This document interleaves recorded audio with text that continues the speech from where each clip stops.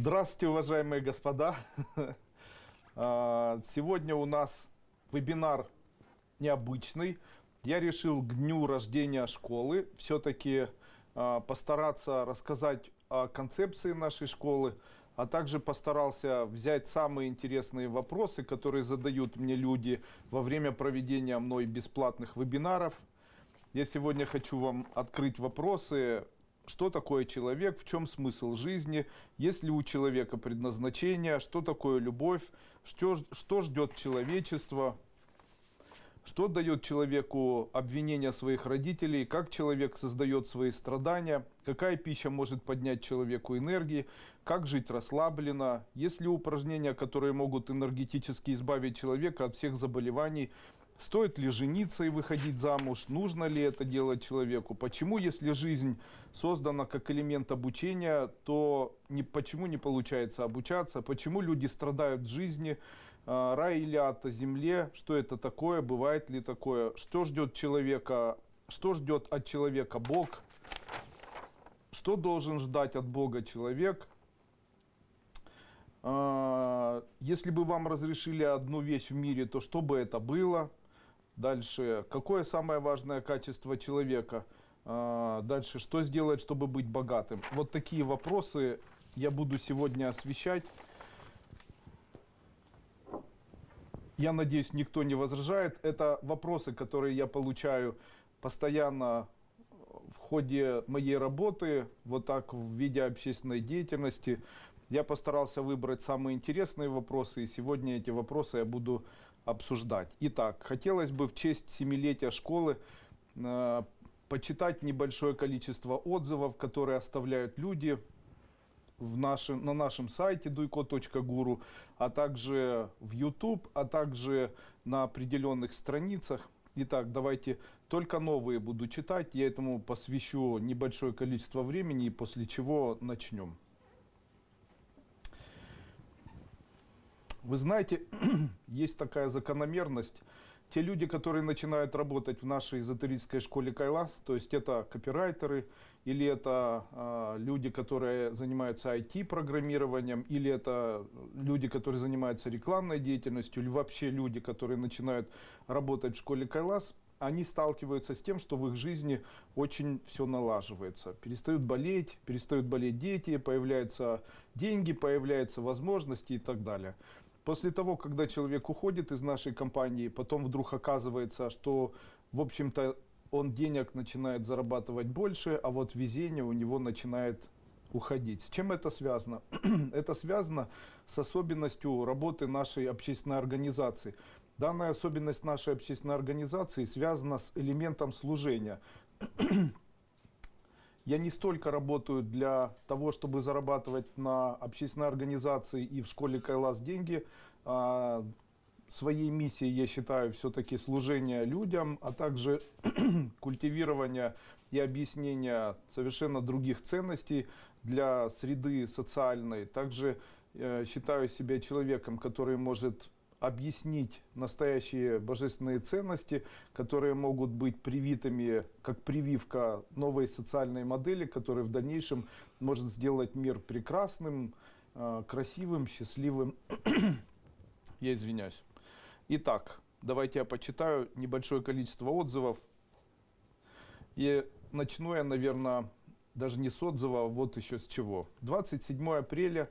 Это событие нашей школы. Именно 27 апреля я провел первый день, первой ступени в эзотерической школе Кайлас. Это было в Киево-Могилянской академии все.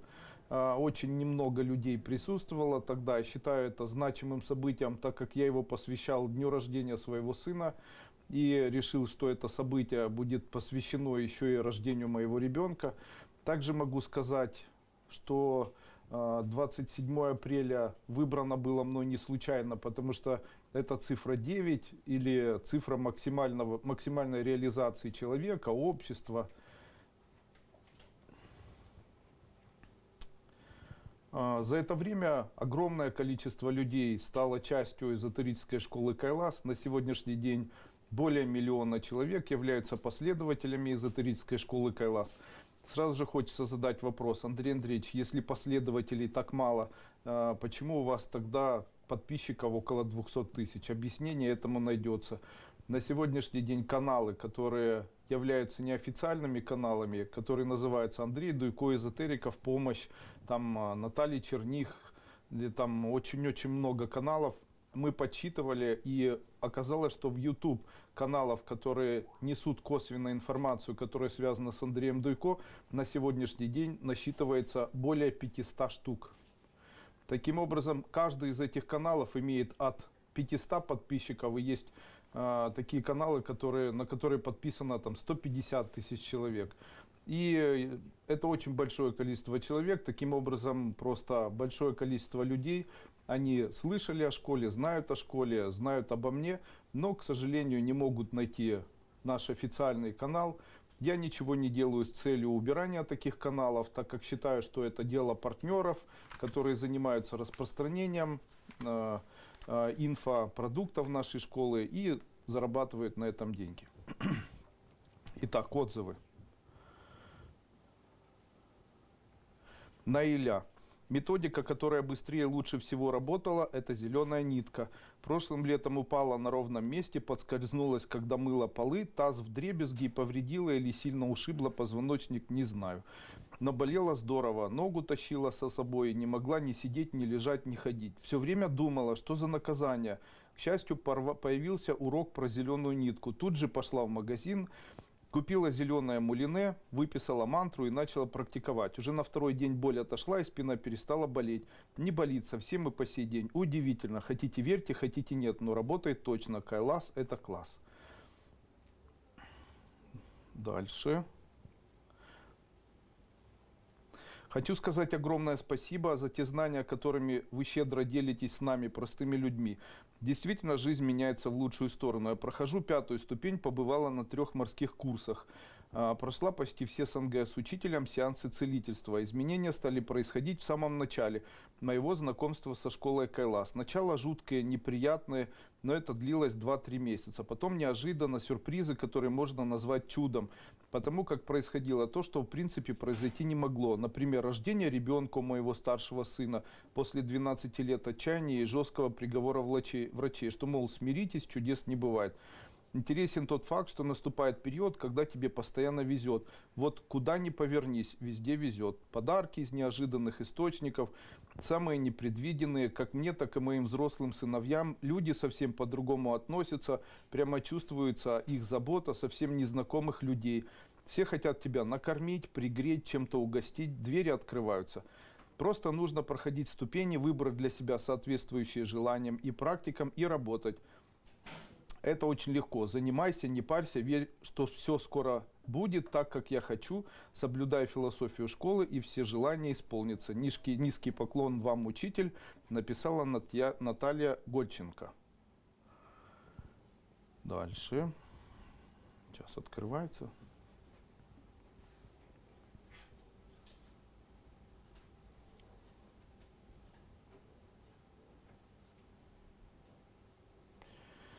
Всю жизнь искала, что, как, чем заниматься. Все время искала то, чтобы помогало деньги зарабатывать, чтобы очень нравилось. Каждый раз, читая книги, там писалось об учителе и ученике. В спорте тоже есть тренер и ученик. Человек получает золото, но не все.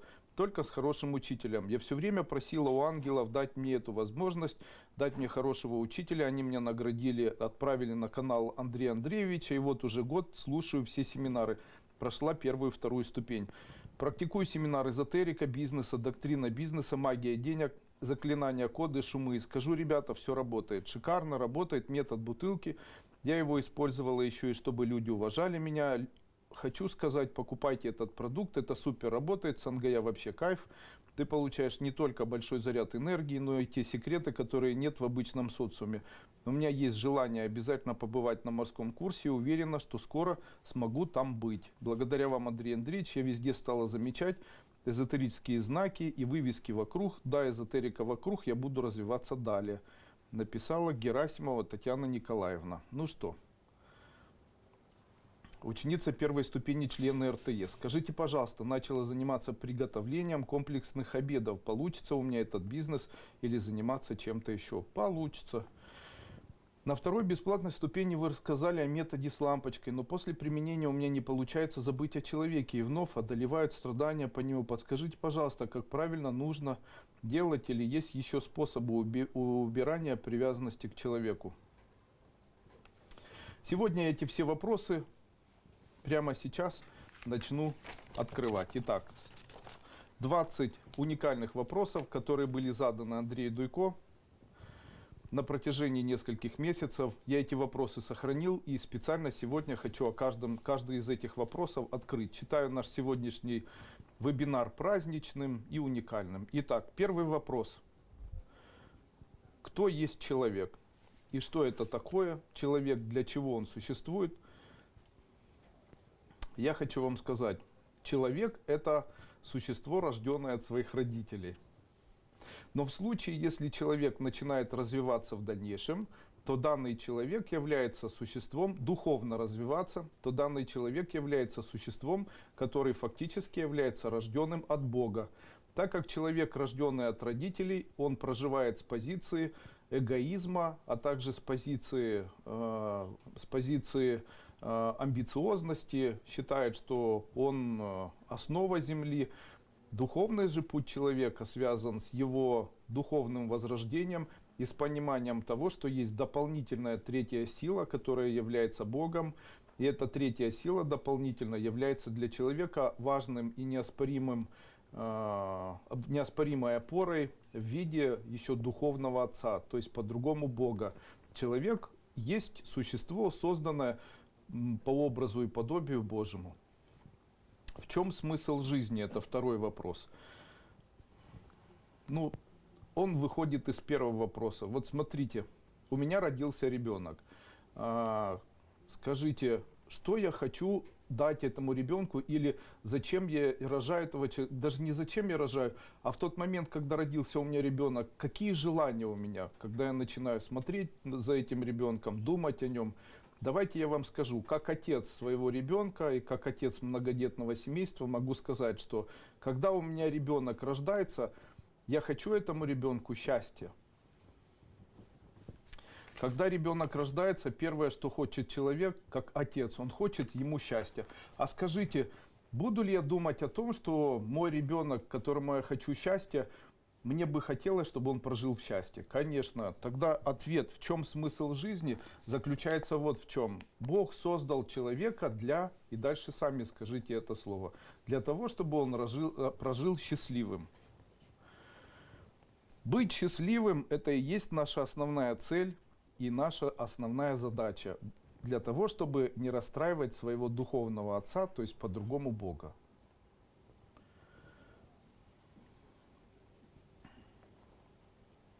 Мои дорогие друзья, я вас очень прошу, не нужно сейчас писать мне ничего. Я выписал вопросы, сегодня прочитаю праздничное СНГЯ, и на этом мы закончим. Потому что я просто буду игнорировать ваш чат и в дальнейшем не отвечу ни на один ваш вопрос. Скажите, в данный момент очень важно, как лечить пилонефрит у вашего сына. Данный вебинар посвящен празднику, который называется «9 лет нашей школы». Давайте сделаем его вместе праздничным, хорошо? Давайте без там, нужно ли мне заниматься парикмахерским искусством и так далее. Иначе в дальнейшем я просто не смогу вести такие вебинары и не смогу больше с вами контачить. Людей уже 1 миллион человек, поэтому количество вопросов каждый раз становится все больше. И вопросы на самом деле такие не очень хорошие. Валерия Спиро. У меня к вам, как главе правления РТЕ, такой вопрос. Я гражданка Израиля, в Украине принят закон на языке, и вам теперь нужно проводить заседание правления РТЕ на украинском языке. Но я, наверное, многие не поймут, о чем вы будете говорить. А это как бы ущемление моих прав как члена международной общественной организации. В организации много членов с разных стран мира, поэтому мне и, наверное, многим членам организации хотелось бы, чтобы вы проводили заседания ИРТЕ на русском языке, английском и украинском. И у меня к вам огромнейшая просьба. Выставите, пожалуйста, этот вопрос на голосование. Я люблю нашу международную общественную организацию Институт развития творческой единицы. Итак, я не имею права не отреагировать на данный запрос, и поэтому, как руководитель Института развития творческой единицы, ставлю на голосование вопрос ввести основными языками во время проведения наших заседаний с территории Украины 3 языка: украинский, российский и английский. Давайте напишем плюсы, кто за, и напишем минусы, кто против данного принятия нашего решения.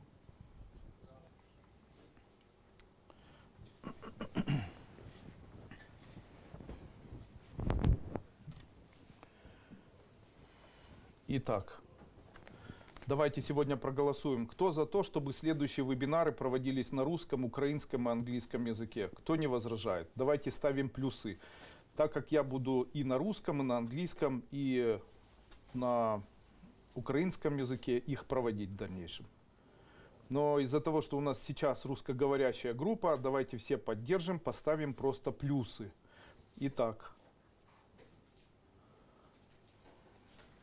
Итак, из-за того, что плюсов большинство, я считаю, что мы такой договор приняли. Ура, товарищи!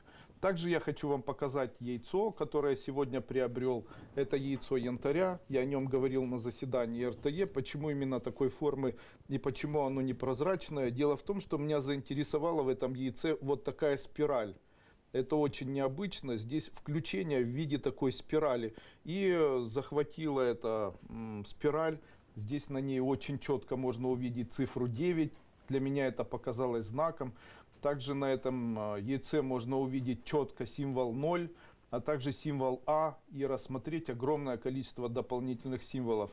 Могу сказать, что это было для меня классическим, наверное, указанием того, что его необходимо приобрести, и к удивлению продавца я его сегодня приобрел. Итак, единогласным голосованием я объявляю проведение сегодняшнего вебинара из территории Украины на русском языке, потому что так хотят руководители, а также заседания нашей общественной организации. Ну и продолжаем. Чтобы у меня в дальнейшем не было неприятностей, спасибо вам за вынесение этого, для того, чтобы мы могли это сделать в виде протокола и внести в дальнейшем в протоколы нашей общественной организации. Ну что ж, продолжаем. Гунина. У меня вопрос по поводу РТ. Почему в этом году вебинары не выставлены в архив? Членство за этот год оплачено. Никак не могу попасть на вебинар в реальном времени. Появятся ли они там? Примите, пожалуйста, в круг. Принимаю. Ну что, дорогие друзья, пожалуйста, все вопросы, которые связаны у нас с общественной организацией или с чем-либо, все вопросы пишите в поддержку. Договорились?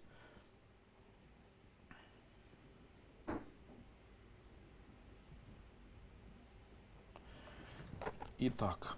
В начале тема, которую я написал на 4 листах, и после этого буду отвечать в оставшееся время на те вопросы, которые вы мне задаете. Итак, в чем смысл жизни? Я уже объяснил. Смысл жизни является смыслом, в ходе которого человек должен быть счастливым человеком. Задайте себе вопрос.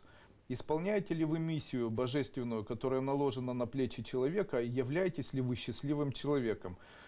Ответив на этот вопрос, скажите себе, кто мне мешает быть счастливым человеком. И дальше разделите. Это мое внутреннее состояние мешает, это внешнее мир мешает. И что, по моему мнению, быть счастливым человеком.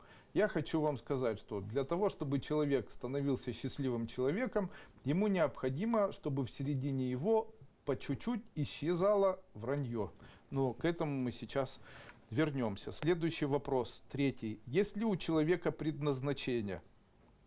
Скажите, когда у вас родился ребенок, есть ли у человека предназначение? Дальше мой ответ такой. Скажите, если у вас родился ребенок, то у вас есть перед этим ребенком желание или у вас есть четкое предназначение, для чего этот ребенок у вас родился? Я считаю, что Когда человек говорит, в чем мое предназначение, он немножко льстит себе. Дело в том, что когда у меня рождались дети, то я не думал о их предназначении. Я считаю, что основным предназначением родившегося ребенка является предназначение того, что он удивил и, наверное, добавил любви в жизнь того родителя, у которого он родился. Именно поэтому я часто говорю, человек предназначен или его основное предназначение заключается в том, чтобы он прожил в радости, а также прожил счастливо. Это основное предназначение любого человека. В случае, если вы проживаете нерадостно и несчастливо, то вы страдаете, тем самым, наверное, ваш отец страдает вместе с вами. Допустим, в тот момент, когда страдает мой ребенок, в этот момент страдаю я.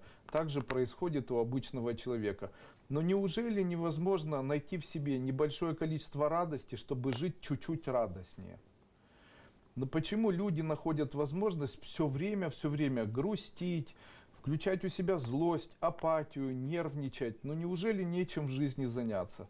Неужели сложно найти вот эту внутреннюю силу для того, чтобы хоть как-то включить позитив в своей жизни, хоть как-то начать обращать внимание на внутреннюю радость? Ну, выспаться нужно, покушать нужно, не нужно все время в себе ковыряться. Человек обязан находить радость в своей жизни любыми ему доступными способами. Что такое уровни человека? Уровни человека – это уровни, которые обозначают, от чего он может максимально испытывать радость. Самый нижний уровень – это радость только от сексуальных отношений. Средний уровень, этих уровней много, это радость от еды, радость от вербальных контактов. Третий уровень – радость от того, что видят глаза. Четвертая радость – радость от надежды того, что скоро что-то произойдет. Пятая радость – внезапная, исходящая просто так, внезапно радостно появляющаяся. Я надеюсь, вам вопросы, которые я сегодня освещаю, нравятся. У вас все равно нет выбора. Итак, что такое любовь? По моему мнению, любовь является элементом безвозмездного служения человеку, который буквально звучит так. Человек, который говорит «я люблю тебя», фактически произносит следующие слова. «Мое тело, мои деньги и все, что мои чувства – все принадлежит тому, кому я говорю «люблю», безвозмездно, то есть даром. Я готов это все отдать. То есть это тотальная самоотдача человеку. Таким образом, можно сказать, что слово «люблю» говорить просто так чужим людям я бы не рискнул. Потому что если вы будете налево и направо дарить любовь, а также думать о любви и произносить «я тебя люблю», то, скорее всего, в вашей жизни найдутся те люди, которые захотят безвозмездно воспользоваться вашим телом, вашим имуществом, вашей жизнью и так далее. Вот что происходит на самом деле, когда человек начинает очень активно популяризировать, а также практиковать практики, которые связаны с элементами проявленной любви. Я бы на самом деле не рискнул бы заниматься вот такими практиками, потому что я считаю, что это однозначно 100% в дальнейшем приводит человека к тому, что он сталкивается с трудностями физического здоровья, так как кто-то отбирает его здоровье. Когда он говорит «люблю», он фактически говорит «ты можешь безвозмездно забрать все, что ты хочешь и что принадлежит мне». Теряет финансы, теряет бизнес, теряет семьи. Это все на фоне того, что это происходит. У меня была женщина, она мне написала во время поста: не дарите просто так свою любовь. Она мне написала: надо же, а я была очень успешной женщиной, с семьей, с хорошим мужем, любимыми детьми. И каждый раз, когда я отвечала по телефонному звонку, я всегда говорила: люблю, целую и дальше Люба. И говорит, это были смски, это было все время. Итог такой: сейчас она очень больная, очень несчастная, потерявшая имущество женщина. Вы представляете? И это всего лишь одно слово. Данное слово является важным для человека словом, которого произносить необходимо только тем людям, которых вы искренне и со всей силы обожаете.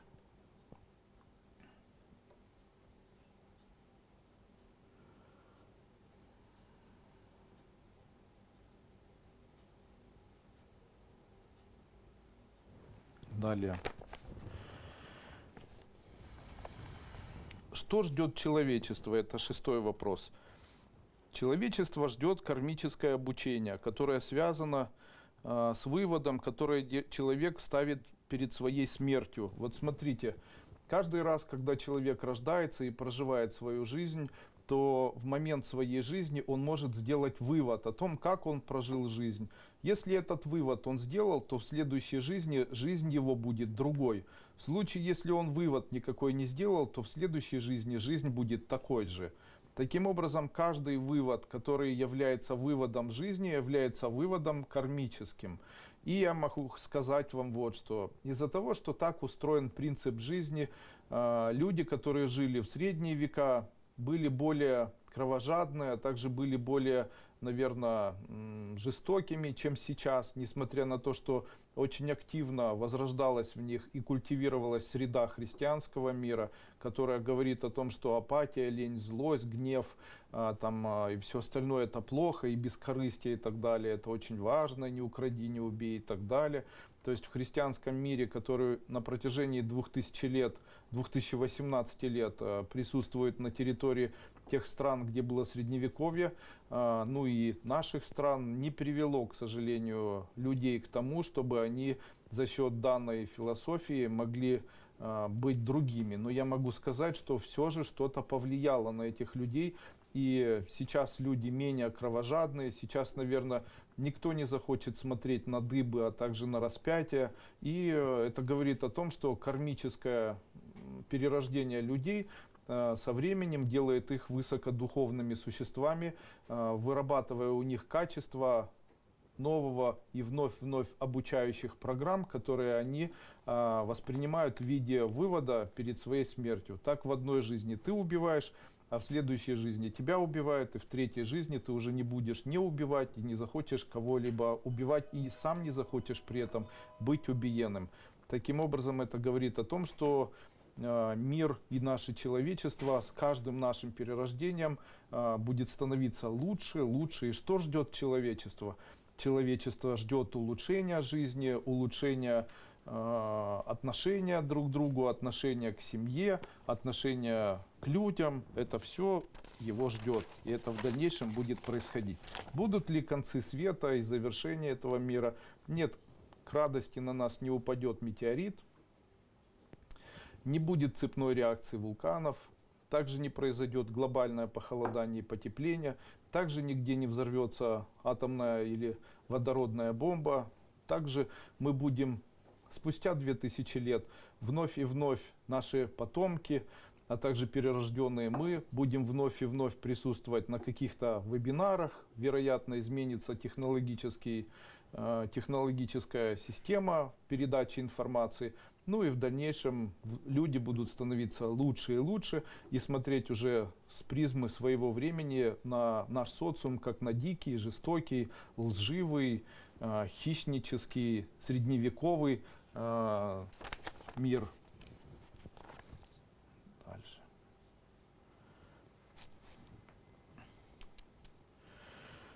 Что дает человеку элемент обвинения своих родителей? Я хочу вам задать такой вопрос. Как вы думаете, если человек создан по образу и подобию Божьему, и Бог является элементом или является тем существом, которое создало человека для того, чтобы человек прожил в радости? И тут стоит такой вопрос. Скажите, почему тогда Бог, как Отец человека, не помогает человеку быть более счастливым человеком? Почему Бог, как правило, не помогает человеку? И здесь все связано с определенным эзотерическим правилом. Я хочу этот вопрос хочу вам сегодня задать. Скажите, как вы относитесь к своим родителям? Вы им помогаете? Как вы относитесь к своим детям? Вы этим детям помогаете? Как вы относитесь к своим сестрам или братьям, которым необходима помощь? Скажите, вы им помогаете? Вот если у вас будет вопрос «да», то можете поставить черточку, как можно помогать человеку, если у вас нет финансов. Ему необходимо помогать физически, душевно, Этому человеку необходима, возможно, физическая помощь. Человек должен обязательно помогать своим близким. Как необходимо относиться к родителям и для чего это необходимо делать? Я хочу вам сказать, это является лакмусовой бумажкой. Если ребенок помогает своим родителям, то тогда он становится очень везучим. Почему? Так как Бог, один большой родитель, начинает понимать, что глаз за глаз, зуб за зуб происходит. То есть, если ты помогаешь своим родителям, то Бог помогает тебе. Если ты за что-то ненавидишь родителей, если ты за что-то плохо относишься к своим родителям, если нечего с этих родителей взять и так далее, то таким образом человек становится эзотерически и в жизни, нарушает эзотерические законы, в жизни становится невезучим, ему перестает вести, ему перестает попадаться нужная работа, деньги исчезают и так далее. Естественно, любое культивирование того, что в памяти есть ситуации, при котором родители были плохими, неправыми, там, совершали проступки по отношению к вам. Эти все ситуации необходимо забыть, если вы эзотерически стремитесь к тому, чтобы Бог начал вам помогать. Иначе у вас ничего в жизни получаться не будет. Также хочу сказать, что существует эзотерическое правило. Оно звучит так. Обвинения и воспоминания об отце чего-то плохого приводят человека и его семью, кстати, к тому, что в дальнейшем семья и этот человек остается навсегда без денег. Поэтому, если в вашей памяти есть проступки, которые совершал отец, проступки, которые совершали мужчины в вашей семье, связанные с вами кровными узами, знайте, необходимо это все обязательно в себе перебороть и стараться об этом не вспоминать. Иначе это будет одной из причин того, что в вашей жизни не будет денег. Естественно, если вы женщина или мужчина и обвиняете мать, вспоминаете что-то плохое про мать, то в дальнейшем женщина теряет свою красоту. Так как чем сильнее девушка или мужчина любит свою мать, тем красивее она будет. Тем красивее она в глазах других людей будет выглядеть на улице. И чем более сильно женщина обожают и любят своего отца, не вспоминая какие-то гадости, тем больше материального благополучия в жизни у таких людей будет. Естественно, когда, допустим, человек может мне сказать, я достаточно взрослая, у меня сейчас нет живых ни мамы, ни отца, я хочу вам сказать, зато у вас есть дети, зато у вас есть близкие, скорее всего, у вас есть родные какие-либо родственники, которые связаны с вами по крови. Вы обязаны это знать, что в случае, если вы будете стараться им безвозмездно помогать, то в дальнейшем, скорее всего, на вас будет обращать внимание фортуна. Я начал изучать ваши ступени, стараюсь следовать всему, чему вы там учите, а в моей жизни все становится все хуже. Попала в 3 аварии подряд, одна с участием пьяного пешехода. Скажите, что со мной не так? Сейчас мы к этому придем. Слушайте то, что я сегодня говорю, это важнее. Сейчас вы на эти вопросы сами поотвечаете. Вот скажите, вот то, что я сейчас сказал, это важно для человечества? Это важно для человека вообще? О том, что нужно к родителям хорошо относиться. Здравствуйте, Андрей Андреевич. А как вы смотрите на предсказания Мачи Глабдон в своих учениях в книге «Отсекая надежду и страх», где она предсказывала пессимистическое будущее поколений, духовную деградацию человечества в связи с прохождением последних циклов 500-летия?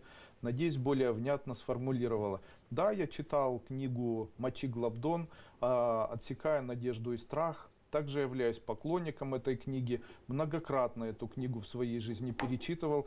И могу сказать вам следующие слова. Данная книга является наполовину художественным материалом, так как эта книга была записана как бы из истории, которая связана с Мачи Глабдон. Сама Мачи Глабдон, она никогда не писала книгу, и окончание книги, а также некоторые истории, которые описаны, включая определенные обряды и историю с цветной птицей, эти все идеи, они были полностью придуманы и опубликованы в этой книге. Дело в том, что Мачи Глабдон — это житель Тибета, которая жила очень давно. Она была как бы организатором и основателем тибетского мистицизма Кагью. Она родилась после Наропы, это очень-очень древние времена были. Я могу сказать, что на то время письмена не сохранялись, а также в большинстве своем та информация, которую мы уже прочитали в виде книги Мачиг Лабдон «Отсекая надежду и страх», является более современной такой публикацией, полупопуларистической и фактически не исторической, а такой сказочной. Само упоминание Мачиг Лабдон в тибетском мистицизме вызывает всегда улыбку, потому что достоверно сказать, что такой человек когда-либо присутствовал, невозможно. Также упоминание о сыне Мачиг Лабдон, о том, где она жила, при детальной проверке оказывается не очень правдивой информацией и так далее. Поэтому я могу сказать, что предсказаний предсказаний конца света или предсказаний каких-то тяжелейших ужасов, их было очень много. К радости они себя не оправдали, ничего такого не произошло, поэтому можете не заморачиваться.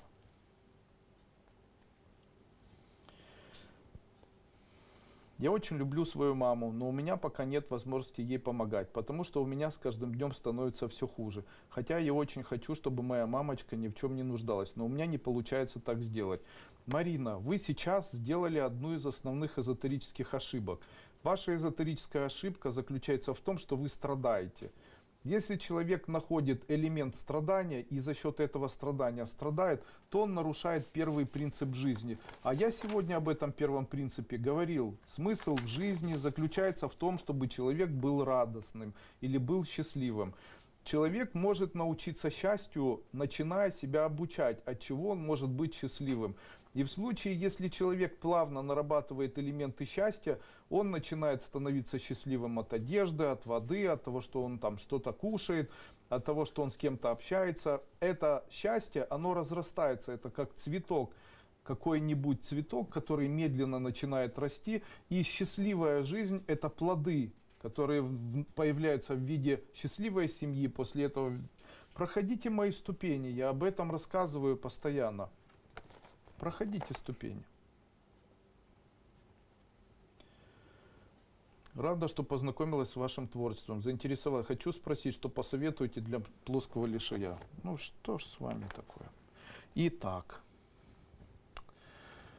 Как человек создает свои страдания? Вот у вас сейчас ряд страданий. Вы пришли в эзотерическую школу Кайлас, так как в вашей жизни присутствуют страдания, и вы не знаете, как из этих страданий вам выйти. Итак, для чего даются страдания, а также как избавиться от страданий. Есть одна концепция, она очень глубоко культивируется в моем эзотерическом направлении или в философской доктрине моей школы. И эта концепция, она звучит так.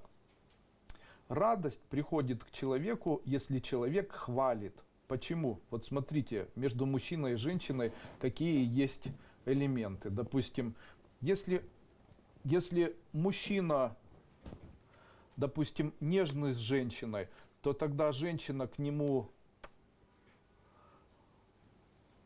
благосклонна. Вот смотрите, если мужчина, допустим, нежен с женщиной, то она благосклонна к мужчине, а если женщина нежна к мужчине, то он благосклонен к ней. Таким образом, существуют концептуалы такие. Один из концептуалов – это возможность проявлять свою нежность, и эта нежность проявляется в виде хвалы. Поэтому, когда человек живет в концепции того, что он все хвалит, то в его жизни появляется и накапливается радость. А в случае, если человек начинает хулить, то это вызывает у человека страдания. А теперь посмотрите, как множество людей живут на планете Земля. Они начинают кого-то ругать. Вообще, поставьте для себя идею такую. Попробуйте на протяжении дня или месяца, попробуйте посмотреть, к какой чаше весов вы более склонны. Вы склонны более критиковать, ругать и хулить, или вы склонны к тому, чтобы поддерживать, поощрять и хвалить то, с чем вы живете, и то, вокруг чего вы живете. Вот смотрите, если вы хвалите еду, хвалите того человека, который ее приготовил, хвалите жизнь за то, что на улице что-то происходит, хвалите тех, кто не очень хорошо себя ведет, и хвалите тех, кто хорошо себя ведет, то вы можете столкнуться с тем, что у вас появится радость. Но люди, они умудряются жить по-другому. эти виноваты, этот козел, эти плохие, ребенок плохой, почему ты не учился, сколько можно, вы воспитываете, вы критикуете, вы постоянно чем-то недовольны, то есть вы по-другому выбираете для себя путь. Не напрасно в Библии написано, что Бог создал человека, и человек сам выбирает для себя путь, выбирает путь радости или путь страдания. Так вот, открытие, оно существует. Это открытие звучит так: если вы хвалите, в вашей жизни будет радость. Если вы хулите, ругаетесь, то в вашей жизни будет горе, а также в вашей жизни будет страдание. Поэтому выберите уже сегодня для себя этот путь. Вот что вы начали делать? Вы начали страдать. А это говорит о том, что вы в жизни склонны к тому, чтобы критиковать. Что вам сказать? Я надеюсь, эта информация вам интересна. Продолжаем. Вопрос номер 9. Какая пища может поднять энергию человека? Я считаю, что энергию человека может поднять только монопища. Какая-то вода, а также яблочко, а также там отдельно не сваренное, а сырое что-то. Вот орех можно съесть. Или можно съесть какую-нибудь приправу, специю, травинку, если это монопища. То есть отдельно куркуму, отдельно кориандр, или отдельно огурец, или отдельно помидор. Это продукты, которые находятся отдельно. Это продукты, которые попадают в ваш рот в виде монопродукта. И вот данный продукт, который... Можно кашку, которая сварена без масла, а просто с водичкой и без соли. Потому что в монопродуктах, в которые ничего не добавлено, это монопродукты, из которых черпает человек огромную энергетическую силу. Но есть одна тайна. Для того, чтобы продукт или монопродукт отдал вам силу свою, необходимо знать, что в тот момент, когда вы едите такой продукт, вы должны представлять, будто в этом продукте вы видите солнце. Если вы будете брать каждое утро, съедать яблоко, в котором вы будете видеть солнце, это яблоко будет заряжать вас энергией на весь день. Такое солнце бессмысленно представлять в случае, если есть борщ или суп, или там оливье и так далее, так как это уже смешанные продукты. Но в случае, если вы пьете воду, представляете солнце, если вы едите яблоко или огурец, представляете солнце, то вы в дальнейшем можете ощутить на себе ту энергию, которая сделает вас энергетически, физически сильными.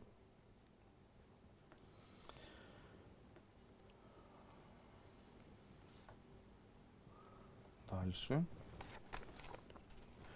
Я ответил на вопрос, какая пища может поднять энергию. Ответ: монопища, вода, яблоко. В одном экземпляре, если в нем представить солнце, и съесть это в одном экземпляре, допустим, огурец, в котором солнце, яблоко, в котором солнце, дальше там виноград, в котором солнце и так далее, даже вино, в котором солнце. Это все является монопродуктами. Если съедать монопродукт, в котором солнце, то это дает человеку яркую энергию, особенно если это что-то сырое, не вареное. Дальше.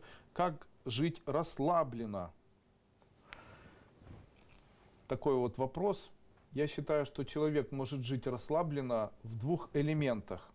Если он тотально принимает себя и принимает ту жизнь, в которой он находится. Принимать это значит не злорадствовать, принимать это значит никого не воспитывать, принимать это значит не критиковать. И второй элемент. Человек может жить расслабленно в случае, если у него есть святая вера. И он живет через принцип слов «скоро у меня это появится», и после этого не заморачивается. Таким образом, святая вера и тотальное принятие себя и окружающего мира может позволить человеку жить расслабленно. Я понимаю, что ученики младших ступеней или люди, незнакомые с эзотерикой, практически не поняли, что я сказал, но я могу вам сказать, что для тех людей, кто будет в дальнейшем развивать свою духовность, мои слова со временем могут быть теми словами, которые приведут человека к состоянию просветления. Что с точки зрения эзотерики делать добрые дела? Обычно люди используют потом в своих интересах после того, как им помогают. Смотрите первую ступень, я об этом рассказываю. Я рассказываю об Адвайте, а также рассказываю о добрых делах, и там для чего другие делают, для чего люди делают эти добрые дела. Я отвечу на ваши вопросы только в конце того, когда прочитаю все свои вопросы, которые вы мне задали, и дам на них ответы. Итак, есть ли упражнение, которое поможет эзотерически и энергетически избавить человека от всех заболеваний? Да, данное упражнение есть, это мой ответ. Данное упражнение существует, это упражнение, которое широко используется в разных эзотерических и культовых системах. Это в буддизме используется, это используется в иудаизме, индуизме, в шиваизме, тантризме. Используется это в иудаизме, я уже говорил, в христианской религии, в исламе, практически во всех эзотерических и религиозных направлениях существует такое упражнение. Это упражнение, когда человек кланяется. Оказывается, существует определенное упражнение, в ходе которого человек избавляется от всех заболеваний. Человек должен ставить вот так вот руки, согнутые так, чтобы ладони были возле его лица, и делать очень неглубокие вот такие вот поклоны. В случае, если он делает сидя такие поклоны и делает 5 минут утром и 5 минут вечером, эффект улучшения общего самочувствия может быть уже на протяжении первых 3-4 дней. Можно ли избавиться от очень тяжелых заболеваний? Да, скорее всего можно. Доказательства книги Серафима Саровского, где он говорит о том, как поклоны могут вылечить человека. Далее истории, которые можно прочитать о преклонении перед Матроной. Что они делают? Они там многократно по 108 или там по 200 раз кланяются, а также истории христианские, когда очень долго и часто кланяются. Также в момент обхода горы Кайлас люди делают поклонение и после этого простирание, и делают это многократно. Так вот, что человек простирается и встает, это один раз. Что человек вот так вот делает, это тоже один раз. Не нужно никого представлять, ничему посвящать. В случае, если человек в течение дня делает вот так вот очень много-много раз, а в иудаизме человек делает вот так, когда читает, допустим, шму с утра или в синагогу приходит, читает молитву. Когда человек делает многократно вот такие движения, он становится существом, которое говорит о том, что в нем существует вера. В случае, если есть вера, тогда человеку можно помогать. В случае, если веры нет у человека, тогда ему никакая сила не поможет. Почему? Смысл помогать человеку, у которого вера отсутствует. Потому что если помочь человеку, у которого вера отсутствует, то это приведет к тому, что человек скажет: я это сделал. Это увеличит его амбициозность и эгоизм. И человек при жизни может посчитать, что он всемогущий, очень властный. Ну, вы знаете о таких людях. Такие люди были. Это великие императоры, которые прославились тем, что убивали вокруг себя огромное количество людей. Это Иосиф Сталин, это Гитлер, это очень много людей таких, понимаете. То есть люди достигали определенных,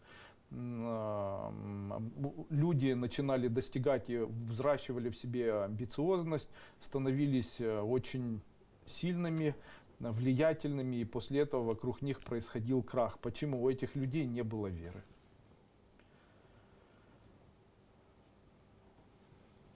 С праздником, всех вам благ, спасибо.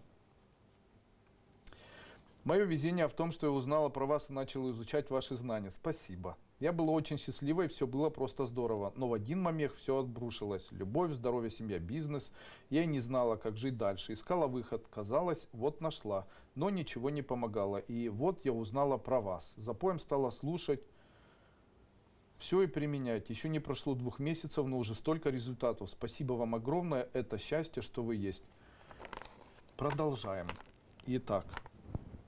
Как жить расслабленно, сказал. Если упражнение, которое поможет эзотерически избавиться человека от всех заболеваний, ответил. Это поклонение. Еще раз хочу показать, как это делается. Человек ставит вот так руки, делает вдох, удивляясь, и так.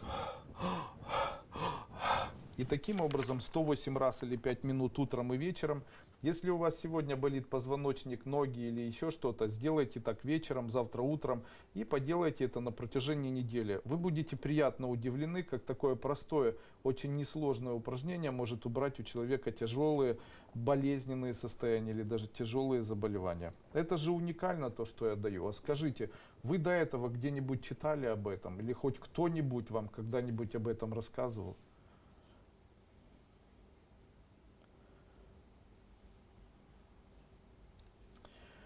Ищите радость, удивляйтесь, восхищайтесь. Я это делал, но как только я начинаю радоваться, у меня случается какая-нибудь беда, причем такая, что врагу не пожелаешь. Сейчас я к этому вернусь, я все отвечу. Скажите, есть ли эзотерические методы излечения диабета второго типа? Есть, данные методы существуют. Вам для этого необходимо приобрести семинар, который называется «Эзотерическое целительство», третья часть, или семинар, который называется «Коды Дуйко», и там есть коды, которые лечат заболевания сахарный диабет. Также выложена бесплатно совершенно в YouTube информация. Это шум, который убирает все заболевания. Вам его необходимо найти на моей странице aduiko.ku, официальный сайт Андрея Дуйко или официальная страница Андрея Дуйко. И слушать этот шум каждый день 10 минут, 15 минут.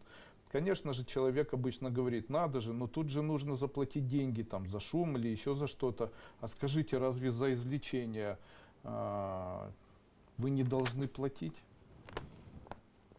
Человек обычно говорит, Андрей Андреевич, но у меня вообще все исчезло. Ну да, у вас все исчезло. И теперь для того, чтобы это все вернулось, что необходимо сделать? Необходимо сделать все для того, чтобы все вернулось. Слушайте то, что я говорю. Применяйте все, что я говорю. И вы в дальнейшем будете счастливым человеком, даже если вы не хотите этого. Я даже вам хочу сказать, вот Ирины или Елены Кравцовой слова. Сегодня она статью опубликовала в Facebook на моей странице и в моей группе.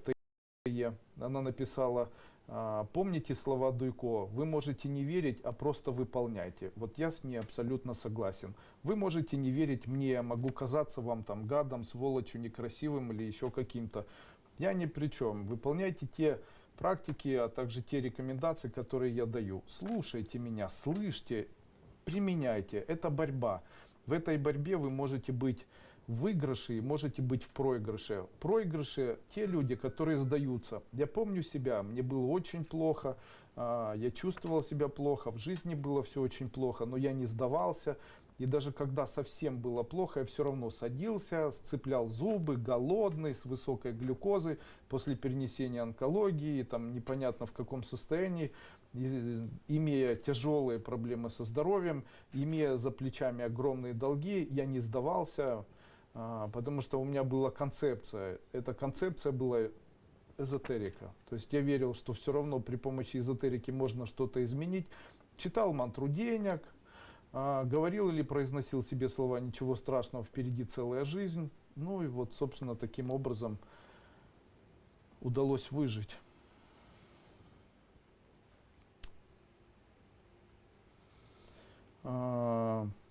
Вчера позвонила подруга, говорит, представь, мне вернули деньги. У нее бывший муж взял крупную сумму денег и не возвращал.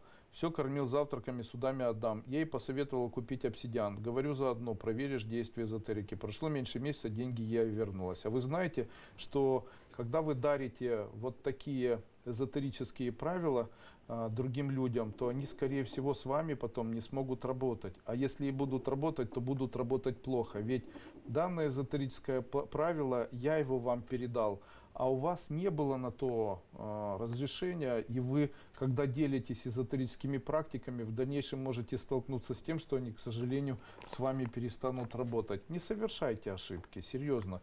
Эзотерика ошибок не любит. Это правило, они как аксиома работают. Вот. Стоит ли жениться или выходить замуж? Ответ для мужчин и женщин разный. Мужчина для того, чтобы у него продолжался духовный рост, а также для того, чтобы он духовно возрождался, этому мужчине необходима семья. Так как для мужчины один из элементов духовного подвига и духовного роста является элемент, где он обзаводится семьей и детьми. Таким образом, если вы мужчина, и если вы живете и нет с вами рядом женщины, это будет приводить вас к тому, что вы плавно будете деградировать. Женщина, наоборот, будучи эзотерически, энергетически человеком, которого мужчина вампирит, будучи человеком, который является элементом, ну нельзя говорить элементом, а человеком, который энергетически является как бы человеком, поддерживающим мужчину, у женщины все очень часто происходит совершенно по-другому. В случае, если женщина имеет семью, в случае, если женщина имеет радость в жизни и у нее есть о ком заботиться, то для продолжения духовного роста ей нет необходимости иметь рядом с собой мужчину. В случае, если вам не хочется заботиться о мужчине, в случае, если вам вообще не хочется мужчину, не стоит стремиться в этом направлении и не стоит, чтобы такой мужчина рядом с вами появлялся. Поэтому я хочу вам сказать, если вы мужчина и вам не надо женщина, то вы должны стремиться к тому, чтобы она рядом с вами появилась. А в случае, если вы женщина и вам не нужен мужчина, то я могу сказать вам, что есть смысл успокоиться и переместить свое сознание и чувства в другую сторону по отношению к своим детям, по отношению к своему здоровью и красоте и так далее. У мужчины без женщины развивается озлобленность и апатия. Также не происходит духовной реализации. У женщины все равно. Скажите, вам нравятся те вопросы, которые я озвучиваю сегодня? Добрый вечер, уважаемый Андрей Андреевич. А можно ли с детьми и родителями делиться вашими практиками? Да, можно с детьми и родителями делиться. Я практики не передаю, сумма была большая. Поделилась только этой, но теперь буду знать. И вообще ни одной. Спасибо. Пожалуйста. Данная практика является практикой. Мне ее показали, я перенес или отдал ее людям. В случае, если люди начинают это все раздавать, то в дальнейшем у них это работать не будет. Так было с мантрой когда-то, мантрой Мани Падмахум. Данная мантра Мани Падмахум, когда ее впервые озвучила Авалокитешвара, то человек читал 1 раз или 10 раз мантру Мани Падмахум и излечивался от всех заболеваний.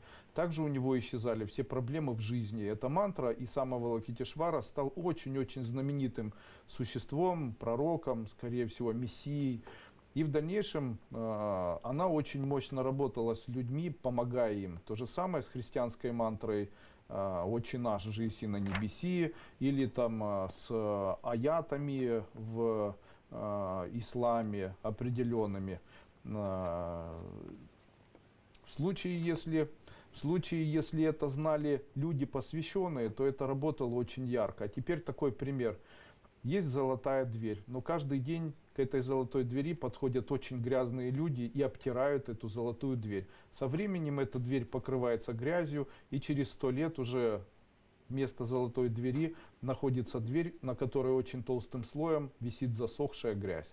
Данная дверь уже не вдохновляет ни сознание, ни сердце, а толщина грязи создает зловоние, очень неприятный запах и очень неприятный цвет.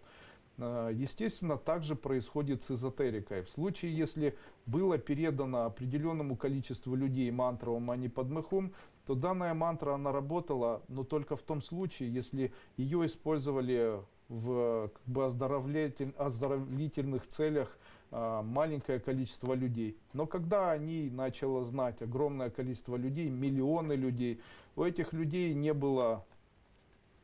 Эти люди, они ее запятнали, после этого своим безнравствованием, отсутствием милосердия, амбициозностью, внутренней черствостью, они сделали все для того, чтобы эта мантра перестала работать. Также и с моими кодами, также и с моими практиками. Почему я слежу за тем, чтобы это не было в свободном доступе, особенно магическая первая ступень? И вообще моя магическая школа.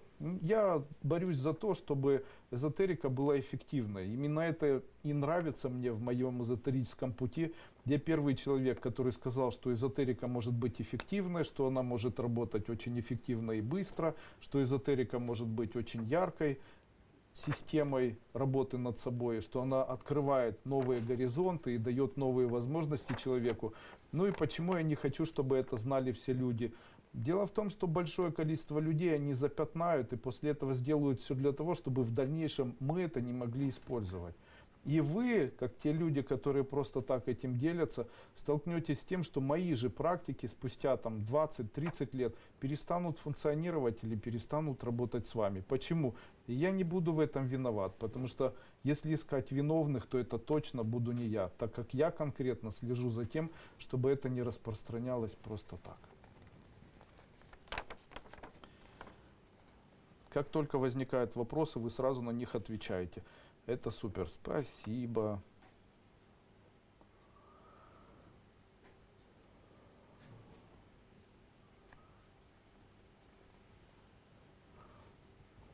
Андрей, скажите, пожалуйста, а правда ли, что аппендикс нужен для переваривания психической составляющей пищи? Нет, аппендикс нет необходимости, ну, он эзотерический, психиатрический, психический никак не связан. Я все время читаю такую информацию, когда читал такую информацию по данным ОБСЕ, а также Министерства здравоохранения, там какого-то здравоохранения американского вроде, было доказано, что в тех семьях, где дети там, не моют руки, а также плохо относятся к гигиене, в этих семьях дети не болеют аллергией. И доказательства. Во многих странах Африки, особенно в Алжире, французскими компаниями, фармакологическими были исследования, и практически все в Африке не болеют аллергией. Это связано с тем, что у них отсутствует чистоплотность, они не моют руки, там, не чистят зубы и так далее, а так живут. И после этого вывод они сделали такой. И, скорее всего, из-за того, что человек нечистоплотен, у него не развивается аллергия, это связано вот как раз там с этим. И я считаю, что это полная глупость. Почему? А теперь мой ответ такой. Богатые семьи для того, чтобы лечить своих детей, имеют возможность покупать антибиотики. А бедные семьи для того, чтобы лечить своих детей, не имеют возможности покупать антибиотики. И в случае, если рассматривать богатство или бедность, то элементы лечения или покупки антибиотиков есть доходные антибиотики или дорогие, на которые тратится с легкостью большая сумма денег, которые имеют высокую концентрацию действующего вещества, а также токсикологического или токсического, цитотоксического воздействия на организм больше, чем у дешевых антибиотиков. Именно поэтому я могу сказать, что в тех семьях, где антибиотики дети принимают с самого детства, при этом еще и активные или очень сильные антибиотики, очень часто у этих детей появляется аллергия. И я могу прям на 100% говорить вот о чем. Аллергия является или аллергия появляется в том случае, если человек активно пользует или использует антибиотические препараты.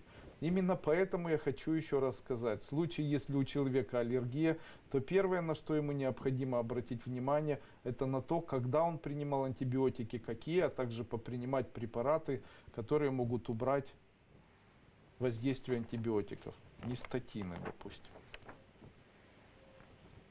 А если мама отвернулась сама? Я маму люблю и давно простила, но мы не общаемся. Это критика. Мама постоянно всем в чем-то обвиняет. Это критика. И контролирует. Это тоже критика. Я не виню маму. Как же не винить, если вы ее уже критикуете? Так сложилось обстоятельство в то время. Согласен. Я ни при чем, говорю. Совершенно верно. Как быть? Можно ли говорить по отношению к маме? Все не связано с тем, как она к вам относилась. Все связано с тем, как вы к ней относитесь. А то, что она с вами общается или не общается, это не имеет никакого значения. Мой отец вообще меня бил, но я в своей жизни это не вспоминаю, давно уже вычеркнул. В моей душе это человек, который меня поставил на ноги, который мне дал возможность быть здоровым в моем возрасте, который научил меня ездить на велосипеде и мотоцикле. И курить.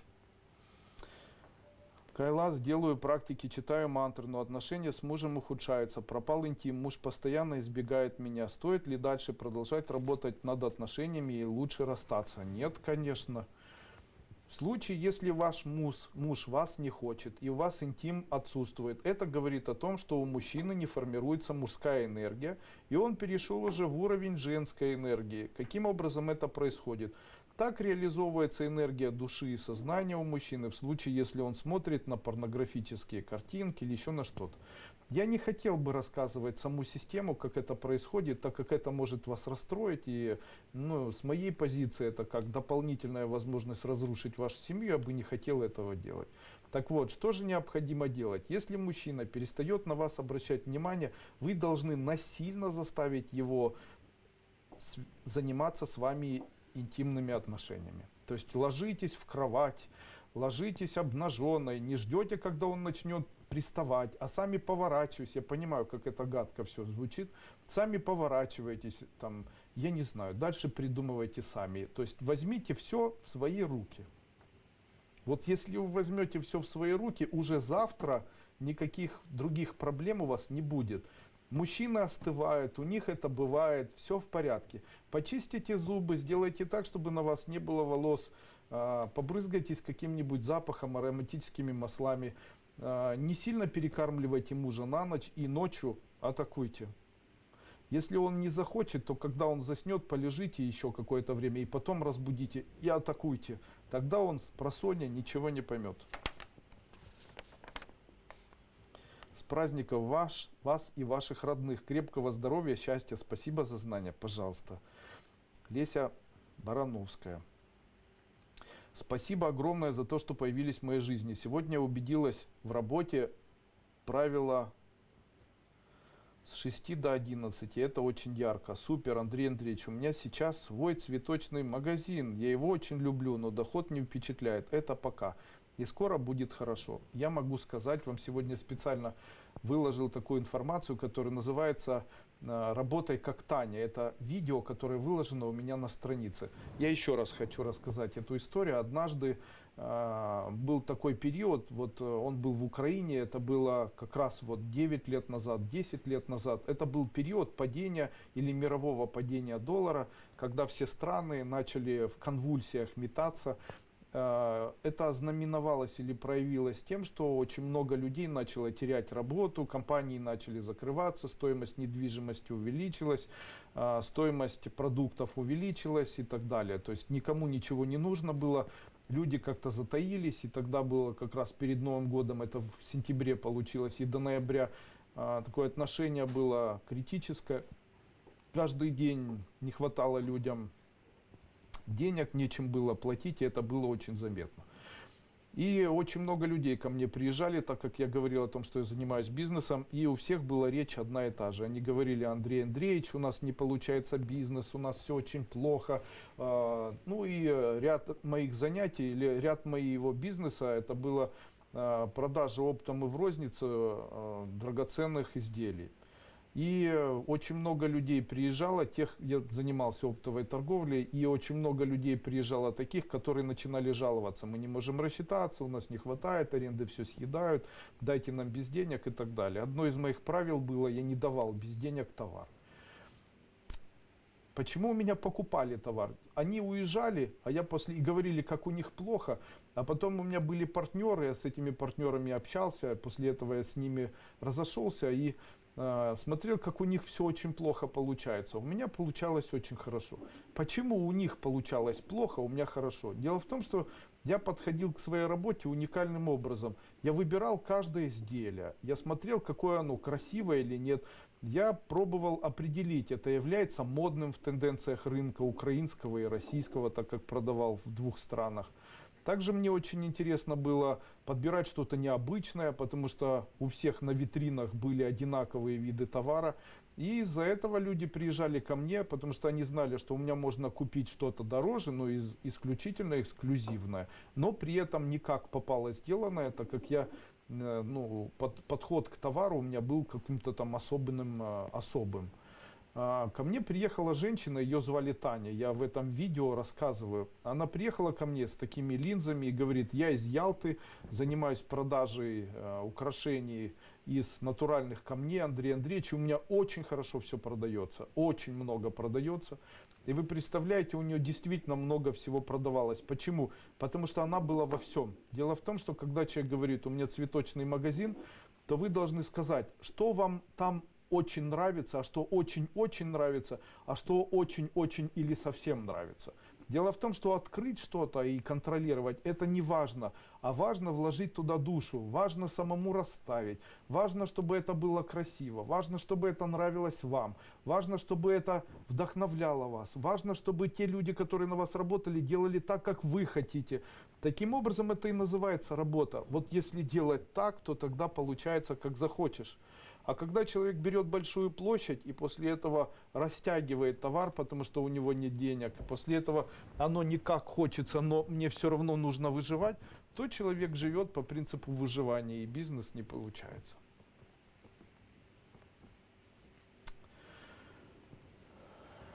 Мария Маликова, Бровкина. Вы пришли к счастью через мантры, а как через молитвы можно достичь желаемого? Я еще не увидел ни одного человека, который через достиг желаемого. Также я могу сказать, что когда вы сказали, что я через мантры достиг желаемого, то вы немножечко неправильно меня поняли. А для того, чтобы правильно меня понять, вам не хватает просто информации. Ваша информация, которая вам необходима, это моя первая и вторая ступень, которые совершенно бесплатно выложены сейчас на моем официальном канале в YouTube, Андрей Дуйко, официальный канал. Я очень рекомендую данный канал все-таки посмотреть и в дальнейшем найти первую и вторую ступень и в дальнейшем использовать те методы, которые я вам даю. Также в случае, если вы верите в Иисуса Христа, а также читаете молитвы, то я хочу задать вопрос, почему вас не слышат и почему это с вами не работает. У моих учеников все работает, посмотрите.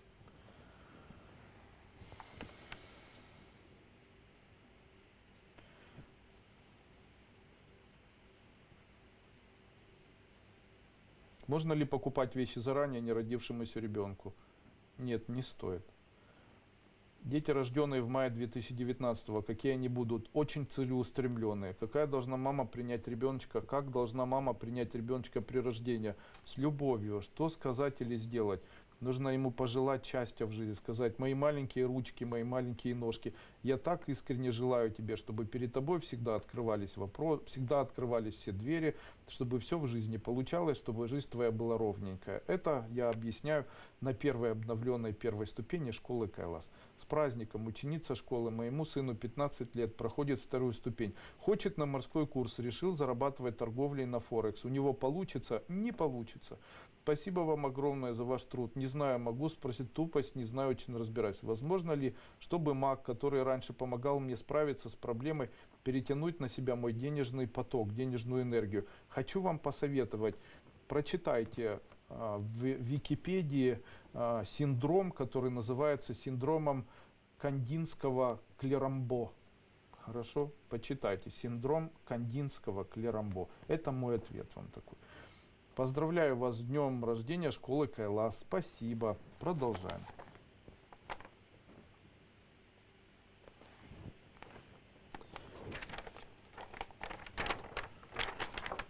Почему, если жизнь, согласно философии нашей школы, создана как элемент обучения, то у человека не получается обучаться? Ответ этому звучит так. Все это связано с выводами, которые должен сделать человек. Объясняю, как это происходит. Когда женщина, допустим, живет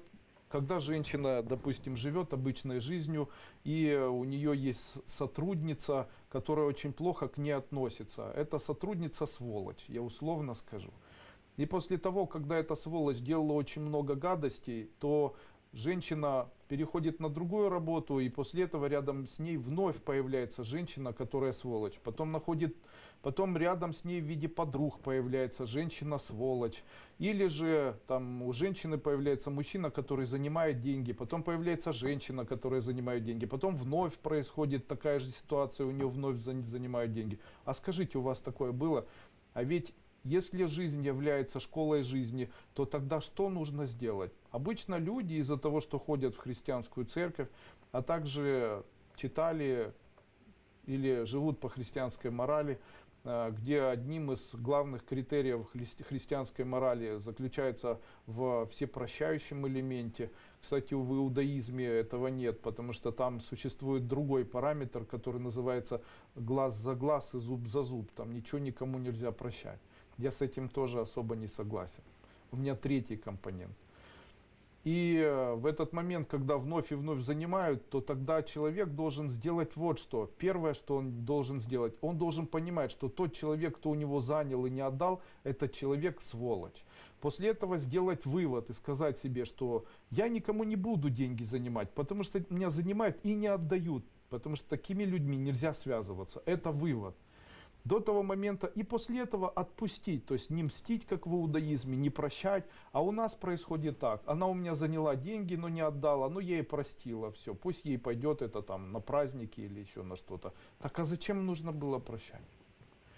А человек, если простил, если жизнь концептуал обучающий, то тогда в случае, если человек прощает другого человека, то это в жизни его должно повториться. Почему?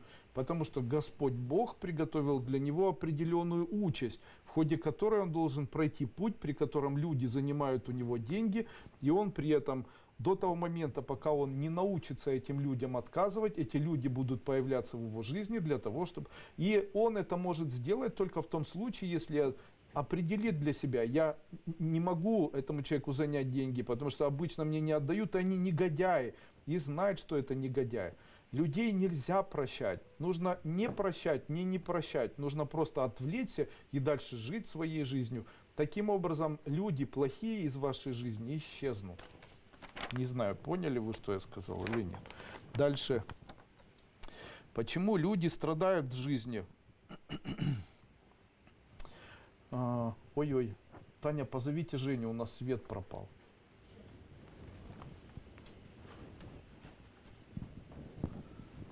Сейчас нужно подождать.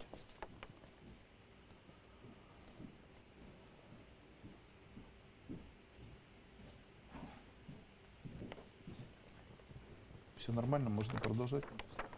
Хух. Почему люди страдают в жизни? Люди страдают очень часто в своей жизни. Эти страдания связаны с тем, что человек очень эгоистичен. Он считает, что все, что он делает в жизни, или все его достижения, это исключительно его достижения, это исключительно достижения в честь него.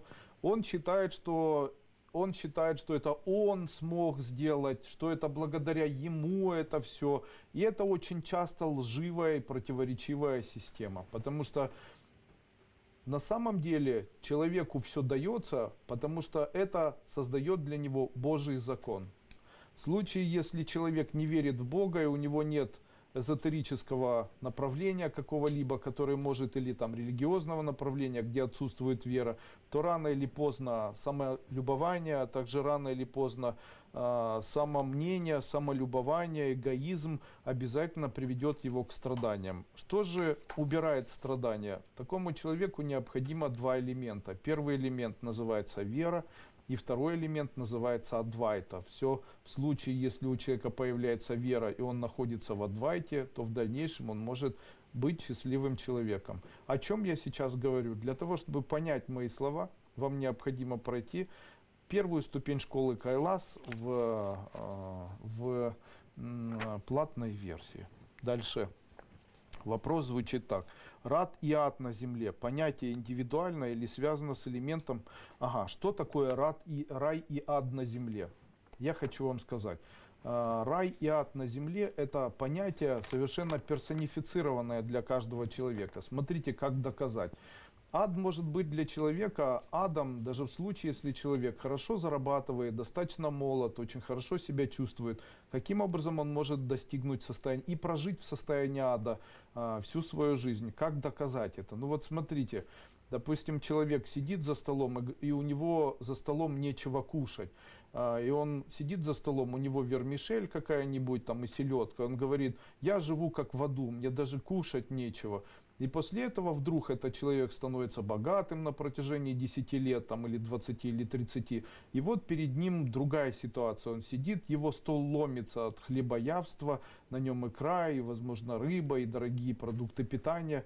И он смотрит на это все с вилкой и говорит: надо же, много так еды, а поесть нечего. И после этого в расстроенном состоянии находится. Но вот смотрите, он и раньше страдал от того, что ему есть нечего. И когда он стал богатым, ему вновь есть нечего. Тогда скажите, его ад в чем заключается? А его ад заключается в его им же принятом мировоззрении. Получается, как бы не было хорошо, ему все равно будет плохо. И другой пример. Я когда-то встретил женщину такую, у них очень хорошая семья. Его зовут, по-моему, Олег, а ее зовут Надя. И меня поразила какая-то улыбчивость и радость у этих людей. Она была очень необыкновенная, они очень мягко друг к другу относились, хотя по возрасту были достаточно взрослые такие люди. Он бывший милиционер, она достаточно бывший работник, бывший продажник и занималась сетевым бизнесом когда-то. Я с ними встретился за границей и говорю, вы такие солнечные, очень необычные люди. Она говорит, вы понимаете, мы начинали очень плохо. Она с детского дома, ее муж офицер, и она говорит, мы, когда поженились только, то ходили друг к другу в гости 2 года, пока я не забеременела. И только когда я родила ребенка, то нам дали комнату, и эта комната была, в ней было 9 квадратных метров в общежитии. На 9 квадратных метров мы поставили, у нас не было денег, чтобы что-то купить, у нас кровать была поставлена на 4 кирпичах, а стол заключался в том, что просто табурет стоял. И говорит, у нас был первый совместный Новый год, у нас на табурете стояла банка консервов, а также бутылка жигулевского пива и 1 мандарин. И говорит, и бенгальская, какая-то там бенгальская свечка. И говорит, мы были настолько счастливыми, потому что я кормила ребенка, держала своего Олега за руку и думала, какая же я счастливая от того, что... И говорит, мы пронесли свою любовь на протяжении всей жизни. Нам было хорошо и плохо, но мы жили в радости. Скажите, кто из них счастливее? Тот человек, которому есть нечего и который стал богатым? И скажите, рай и ад в течение нашей жизни – этот рай и ад выбирает человек сам себе или нет? Давайте я вам скажу. Это добровольный выбор каждого человека. Вы просто не понимаете, вы находитесь в аду, преднамеренно его для себя создавая.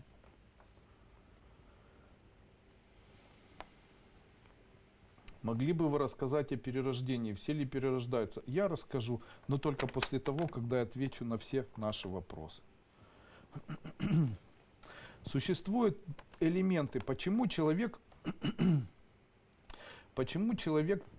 находится в аду. То есть человек говорит, да, хорошо так сказать, но как выбраться из ада, в котором я нахожусь? Могу дать вам совет. Этот совет, он называется совет персонифицированного загрязнения. Персонифицированное загрязнение души. Чем загрязняется наша душа? Я вам скажу эти слова, а вы их 100% забудете и подумаете, что это все не важно, начнете читать Лазарева и прочую ерунду, и в дальнейшем также и останетесь в аду, в котором вы проживаете. Но если вы примете те слова, которые я вам скажу, я вам обещаю, что они не важные, как бы сейчас вам кажется, но если вы будете их исполнять, то ваша жизнь изменится на 100%, будет персонифицированным раем. Какие это элементы? Человек должен прекратить лгать себе, также прекратить лгать окружающему миру. И второе, ничего не обещать. И третье, ни в коем случае не мечтать. Почему? Если мечтаешь, делай, а если ты не делаешь, то и не мечтай. Мечты разрушают жизнь человека, переводя его в состояние ада. Я об этом рассказываю на 4-й обновленной ступени школы Кайлас. Также могу сказать, что душа начинает страдать, если человек врет, а также не сдерживает свои обещания. Человек должен прекратить врать, особенно себе. Он должен либо не обещать, либо сдерживать свои обещания, даже если ему это тяжело дается. И третье, или какое там, ни в коем случае не мечтать, особенно вечером. А если он мечтает, то делать что-то для этой мечты. А если вы делаете что-то для этой мечты, можете мечтать. А если не делаете ничего, то даже в этом направлении не мечтайте. Особенно человека разрушает трансерфинг реальности, а также вот та ересь, которую пишут в разных книжках о том, как необходимо мечтать. Я вам хочу сказать вот что. Мечтайте, и ваша жизнь превратится в ад прямо при вашей жизни. Запомните мои слова, я их еще раз сегодня повторю. Если мечтаете, делайте что-то в отношении вашей мечты, а если не делаете, то даже и не мечтайте. Иначе разрушите свою жизнь полностью. Андрей Андреевич, а вы празднуете Пасху? Да, я люблю этот праздник. Мне нравится праздник Пасхи. Я могу сказать, что я не из христианской семьи. Также могу сказать, что мои родители, сейчас мама верующая, она ходит в христианскую церковь, наверное, насколько я знаю, там в деревне у нее есть. Там стоит иконка у нее в зале Иисуса Христа, она там за кого-то молится и так далее. Но я могу сказать вам, что я не тот человек, который исповедует религию христианства, иудаизма, индуизма и так далее. Чтобы понять мое мировоззрение, Почему? Я не верю в эти религии, я не верю в их эффективность. По моему мнению, жизнь человека в аду, она происходит на протяжении жизни, когда человек живет здесь на земле. А жить плохо для того, чтобы потом ожидать Царствия Небесного и в дальнейшем рая, но у меня много очень вопросов возникает по отношению к раю. Я тоже не хотел бы об этих вопросах говорить, так как считаю, что это оскорбление людей верующих.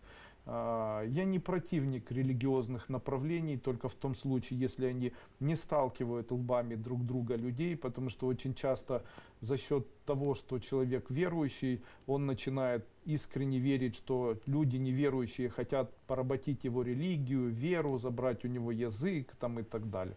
Как сказал вчера один народный депутат, нет языка, нет там еще что-то. Хотя я могу сказать, что по моему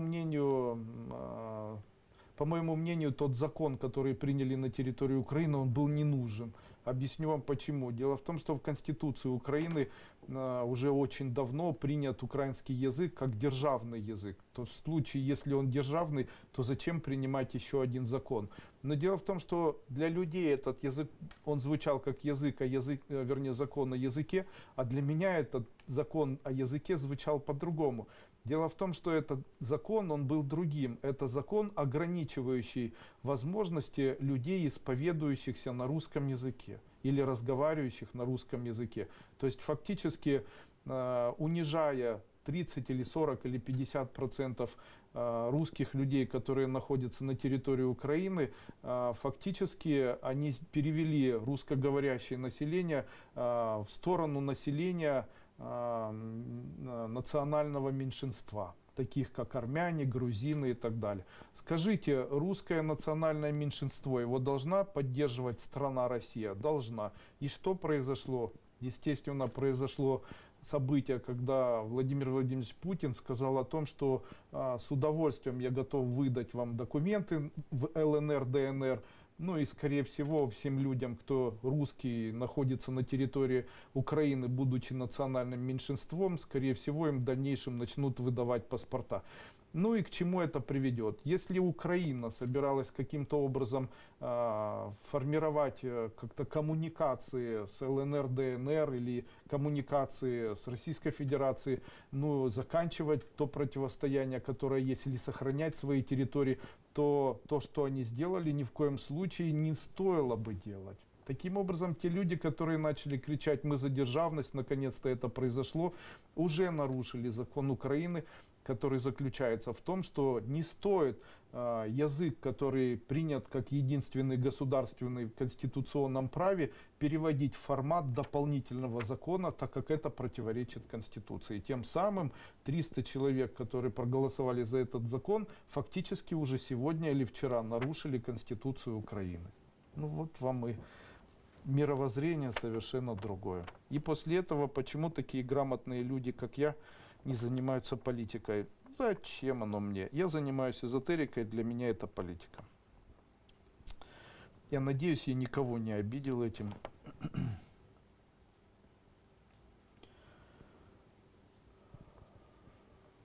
Андрей Андреевич, вы говорите, что человек рожден для радости. Тогда почему божественные аватары приходят на землю и терпят большие страдания? Чем более развита душа, тем сложнее условия рождения ее миссии. Я считаю себя аватаром. Я считаю себя человеком, которому дана миссия. Я об этой миссии знал с возраста 3 или 4 лет. Я понимал, что я буду тем человеком, который будет управлять. Я понимал, что я буду тем человеком, за счет которого произойдет изменение в социуме. Я свою миссию четко принимаю. И могу сказать, что моя жизнь, она наполнена бесконечной радостью. Поэтому ваше убеждение в том, что аватары их что-то преследовало и ждало, говорит о том, что у этих аватаров отсутствовало состояние радости раз и отсутствовало состояние веры. Я понимаю, что такое верить. Вы представляете, вера является моей защитой, вера является моей энергетической силой, вера является моей, наверное, аватарной энергией, если так можно сказать. Об этом всем написал даже в своей книге, она называется «Ваджарное сердце».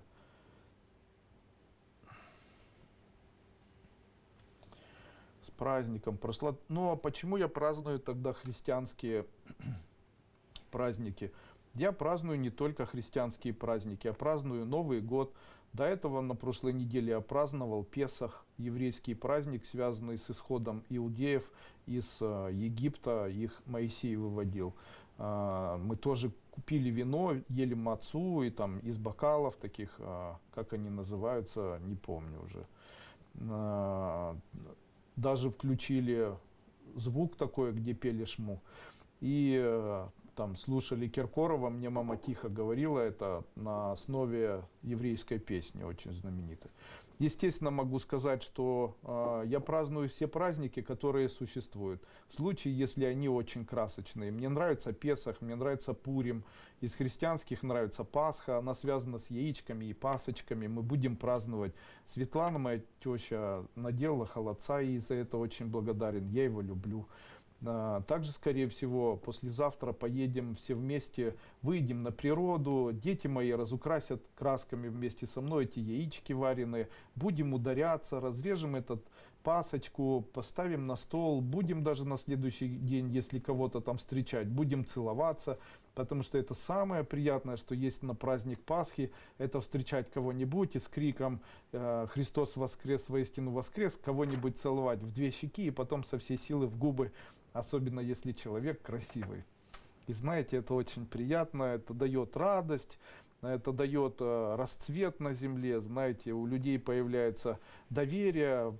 Ну, в христианском мире как-то не принято людям обниматься, целоваться.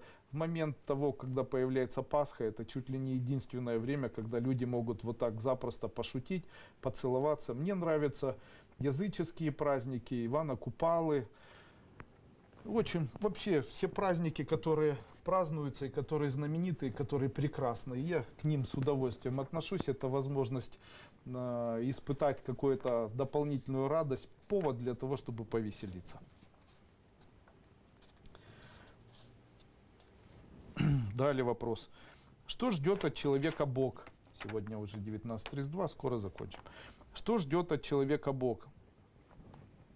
Скажите мне, что может ждать от человека, что может ждать отец от своего ребенка? Вот смотрите, если Бог отец человека, духовный отец человека, то что должен вот я ждать от своего ребенка, которого я родил? Я могу вам сказать, я ничего не ожидаю. Я ожидаю счастья, здоровья, я ожидаю семейственности, потому что я бы хотел, чтобы каждый ребенок мой, чтобы у него появилась семья, чтобы у сына появилась жена, чтобы у них было счастье и здоровье. Вот чего я ожидаю. Поэтому чего ждет Бог от человека? Я могу вам сказать, Он ждет счастья, здоровья, семейственности, Он ждет радости от человека. Но вот что должен ждать от Бога человек? Я могу сказать, соблюдение Божьих законов. Вот смотрите, что делает Бог. В физике есть законы, когда определенные электроны определенным образом складываются, или определенные молекулы определенным образом соединяются. Неужели вы думаете, что если бы Бога не было, это бы соединялось правильно? Такого бы не было, потому что все должно соединяться по какому-то закону. Существует ряд законов соединения электронов, соединение определенных химических элементов, электричество, там, радиация, там, пар, вода, окружение, магниты и так далее. Там, соединение молекул, соединение клеток в человеке, там, формирование гормонов определенным образом. И это все движение электричества, это все имеет определенный закон. Вот этот закон называется общим законом, концептуалом божественности. Этот закон изменить нельзя, как бы человек не стремился к тому, чтобы этот закон перелететь или как-то изменить, ничего у него не выйдет. Закон есть закон, и он божественный. Бог следит за тем, чтобы этот закон исполнялся. Если бы Бог исчез и перестал бы закон работать, то клетки начали бы соединяться как попало. А почему человек начинает болеть онкологическими заболеваниями? Человек болеет онкологическими заболеваниями, потому что у него не бывает веры. Он настолько амбициозен, эгоистичен, что вот до самого последнего момента он считает, что он все способен, он все может сделать, у него все получится и так далее. И он разрушает закон. Какой? Божий закон концептуальности. Закон концептуальности – это закон, в ходе которого человек рожден для того, чтобы прожить счастливым. И что может помочь этому человеку? Вера, слова «скоро у меня это будет», и после этого отвлекание от того, что это скоро появится. Почему? Пусть на плечи божественной энергии что-то ложится, пусть общий закон работает. Вы рассказываете о методе с лампочкой, но после применения не получается забыть о человеке и вновь одолевают страдания по нему. Подскажите, пожалуйста, как правильно нужно делать? Никак человек не может убрать у себя привязанность от другого человека. В этот момент человек должен выполнять практику, которую я даю на семинаре, который называется «Убирание зла и проклятий», или читать код от блуда, или второе, выводить из себя змею, которая выпадает из половых органов, и раздавливать ее. Либо есть третий момент, он должен просто отвлекаться. В тот момент, когда человек, или он думает о человеке, он в этот момент должен начать проговаривать себе все, что видит вокруг себя. Также я хочу вам сказать, что очень сложно живется тому человеку, который ничем не занят. Если человек ничем не занят, его страдания вырастают. Займите себя чем-либо. Делайте так, чтобы вы были заняты 24 часа в сутки. Если 24 часа в сутки вы заняты, поверьте, вам будет просто некогда чем-то другим заниматься. Начните уборку, начните что-то делать. Труден день до вечера, если делать нечего. Начните за кем-то ухаживать, начните физкультурой заниматься, танцевать. Начните заниматься, распределите ваш день, чтобы у вас не было свободной минуты. Это все отвлекает. Какие методы с лампочкой, такая чепуха. Можно ли эзотерически повлиять урожайность? Ученик платной первой ступени, как от этого напрямую зависит мое выживание? Возьмите соль, возьмите сахар и идите на поле, где у вас урожайность должна быть, и говорите: я угощаю тебя, земля, и рассыпьте этот сахар, пройдитесь сами по полю. Я благодарен тебе, и это преподношение от меня тебе. И после этого увидите, как у вас увеличится урожай. Это очень эффективно работает. Мы с сестрой как будто перетягиваем канат неприятностей. Если у нее с мужем хорошо, то у меня плохо, и наоборот. Что это может быть? Просто совпадение, 6 лет живем с мужем, то хорошо, то невыносимо, как бес в него вселяется. Это может быть все что угодно, это могут быть психические отклонения, это может быть общая усталость. Я хочу вам сказать, женщина, она должна знать, что если мужчина унылый, если мужчина ничего не хочет делать, это говорит о том, что у мужчины не выделяется тестостерон. У мужчины выделяется тестостерон только в двух случаях. Если он занимается интимом с женой своей, или в случае, если он кричит. Если вы видите, что ваш муж кричит, скажите, что ему нужно. Скажите, что ему нужно. Ему нужно интим или ему нужно что? Я вам хочу еще раз сказать. Если ваш муж кричит, ему необходим интим. А почему он кричит? Ему необходим тестостерон. Если он не кричит и у него нет интима, то у него будут панические атаки, депрессия, уныние, апатия и так далее. И спасти его будет невозможно. Это частое явление тех людей, которые приходят ко мне.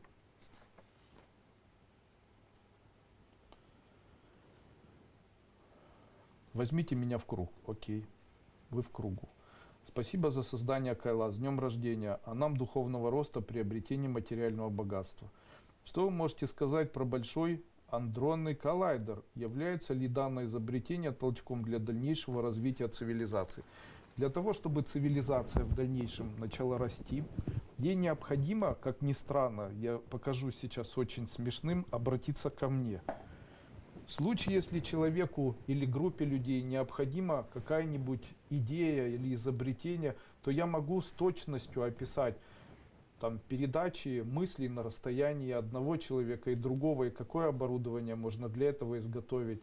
Я могу объяснить, каким образом сделать двигатели, не используя продукты горения, электричества.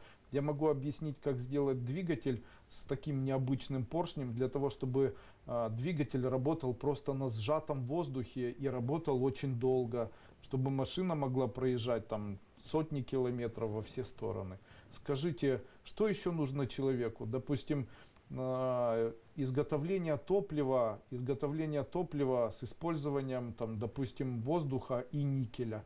Я могу объяснить, как это все делать, я могу показать или даже рассказать, как эти установки работают. Почему я это все знаю и это все не запускаю? Для того, чтобы это все запустить, необходимо деньги. Скажите, у вас есть деньги? Если у вас есть деньги, возьмите и делайте, а я вас научу. А в случае, если денег нет и вы хотите поговорить, то не стоит и начинать. Вы понимаете? А там коллайдер, они не тем занимаются. Они бы мне сказали, там, вот, мы бы хотели, там, чтобы то-то, то-то там было, можно лишь... Я бы все рассказал. Почему? Я напрямую подключен к энергоинформационному полю, могу запросто снимать абсолютно любую информацию. Просто я не хочу эту информацию снимать просто так. Почему? Потому что когда я просто так это делаю, потом мне не дают. Почему? Если ты берешь, то используй. А если не используешь, то и не бери. Вы представляете?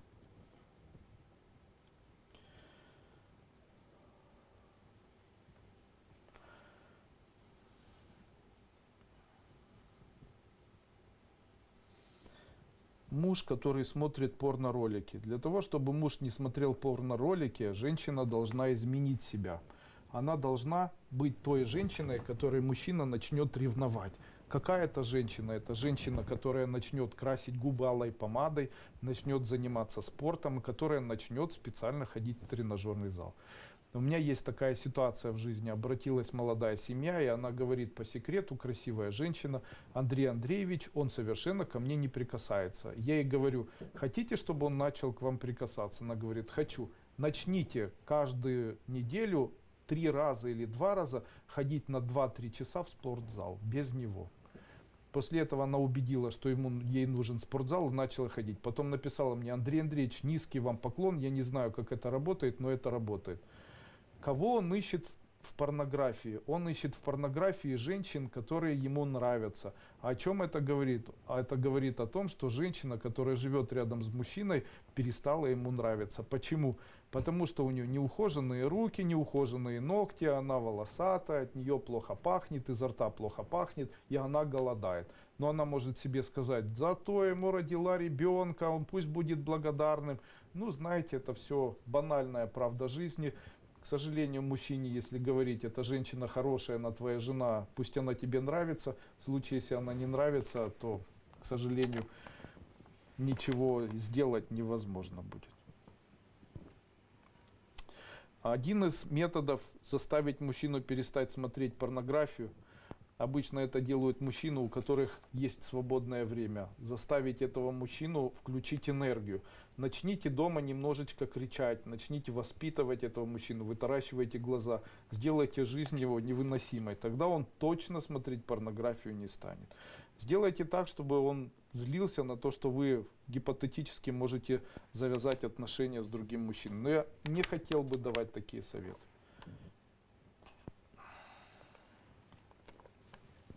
Вопрос такой, если бы вам было разрешено избавить мир от одной какой-нибудь детали или вещи, что бы это было? Я могу вам сказать, я бы ввел запрет на хитрость. Дело в том, что Иисусу Христу не нужно было говорить такое большое количество смертных грехов. Укради, не убей и так далее, прелюбодеяние. Кстати, я хочу вам сказать о том, что он был не нов в том, что он сказал. Дело в том, что задолго до него существовали смертные грехи, и существует 10 смертных грехов, которые в свое время написал Евагрий. Вы можете в интернете найти. Это чревоугодие, прелюбодеяние, воровство, корыстолюбие, тоска, печаль, гнев, уныние, тщеславие, гордыня, лень и зависть. Таким образом, Евагрий говорил о том, что это является смертными грехами. Поэтому, когда, допустим, мы читаем Евангелие, где Иисус Христос говорит о том, что Он якобы пришел для того, чтобы избавить людей от этих 8 смертных грехов, могу сказать, что до Него за много-много лет это говорил уже Евагрий, который говорил, что это в дальнейшем является смертными грехами. Поэтому могу сказать, что это было 100% не ново. Также могу сказать, что Иисусу Христу не нужно было бы говорить надеюсь, не обижаю христиан, или верующих людей. Я считаю, что самому Иисусу Христу можно было бы и не говорить слова, все эти слова, ему необходимо было бы сказать вот что: один из самых ярких смертных грехов, после которых человек не спасется, является хитрость. Смотрите, все остальные грехи являются производными хитростями. Какое там, допустим, чревоугодие. Человек хитрит, даже когда он сыт, он начинает обманывать свой желудок и начинает объедаться. Вместо того, чтобы не сказать себе: я толстый, хватит. Дальше: не укради. Что такое украсть? Это схитрить. Не убей. Что такое? Ради того, чтобы стать богаче, человек убивает, или чтобы там, как с Каином и Авелем, чтобы кто-то там перед отцом был любимее. Там. Это все хитрость. Получается, не нужно было придумывать большое количество законов, необходимо было только один закон придумать, это хитрость. Вот я считаю, если бы одним нажатием кнопки или одним щелчком пальца мир бы стал бесхитростным, то мир был бы удивительно хорошим. Потому что за счет хитрости и происходит самое большое количество проблем. То есть вот смотрите, в Верховной Раде как бы с одной стороны это хороший закон там, и так далее, но это хитрость все, которая приведет к тому, что начнутся какие-то особые действия, которые могут привести к разрушению этой страны, без того несчастной, и так далее. Андрей Андреевич, вы считаете, человечеству лучше было бы остаться в язычестве, или переход на христианство был неизбежен? Откройте историю.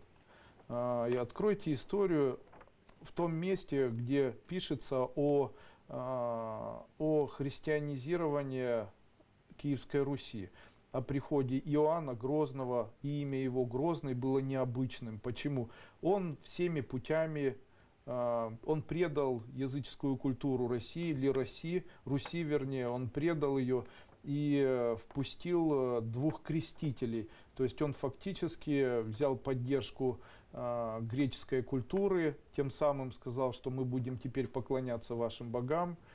При этом тех людей, которые исповедовали эту культуру, он их традиционно сжигал, уничтожал. А почему его назвали кровавым? Потому что если он узнавал, что где-то исповедуют культуру не христианства, то он ее, эту культуру, полностью уничтожает. Поэтому было уничтожено огромное количество исторических документов, которые бы могли как бы открыть свет на прошлое в традиции славянского или древнеславянской культуры. И, естественно, самый ранний материал, который мы можем найти, ну, как бы есть раньше, но не является как бы достоверными историческими памятниками. Ну и уже начинается это все с христианской Руси, памятник истории, книга о полку Игореве. Хотя до этого, скорее всего, огромный пласт информации, просто огромный глобальный пласт информации, он куда-то делся. Кто же его уничтожил? Иоанн Грозный. Естественно, я могу сказать, что навязанная культура или навязанные идеи, которые убрали у человека или убрали у целого народа корни, привело к тому, что народ, который столетиями, возможно, тысячелетиями нарабатывал свою культуру, в которой, скорее всего, были и песни, и, наверное, какие-то культурные ценности или еще что-то, полностью были разрушены. Я могу сказать вам, что если бы не было культуры христианства, то на земле было бы больше счастливых людей. Но я точно так же могу сказать о совершенно любом религиозном направлении. Но не имею права это делать, конечно же, там, я за. Но я хотел бы сказать, что не стоит прямо на 100% говорить, что там, Христос за людей отдал жизнь. Согласен. Христос за людей отдал жизнь, я за этим абсолютно согласен. И после этого, если Христос отдал за людей жизнь, то тогда люди начали жить лучше. И тут вопрос такой, а начали ли лучше жить? Если провести исследования дохристианские и исследования послехристианские, то я могу сказать, что это не так. То есть они не начали лучше жить, потому что в Византии рисовали красивее. Вспомним картины Леонардо да Винчи, вспомним более поздние картины Андрея Рублева. Скажите, они отличаются между собой? То есть можно ли сказать, что культурные ценности, а также опыт духовный и культурный, он изменился? Конечно, он стал хуже, он не стал лучше.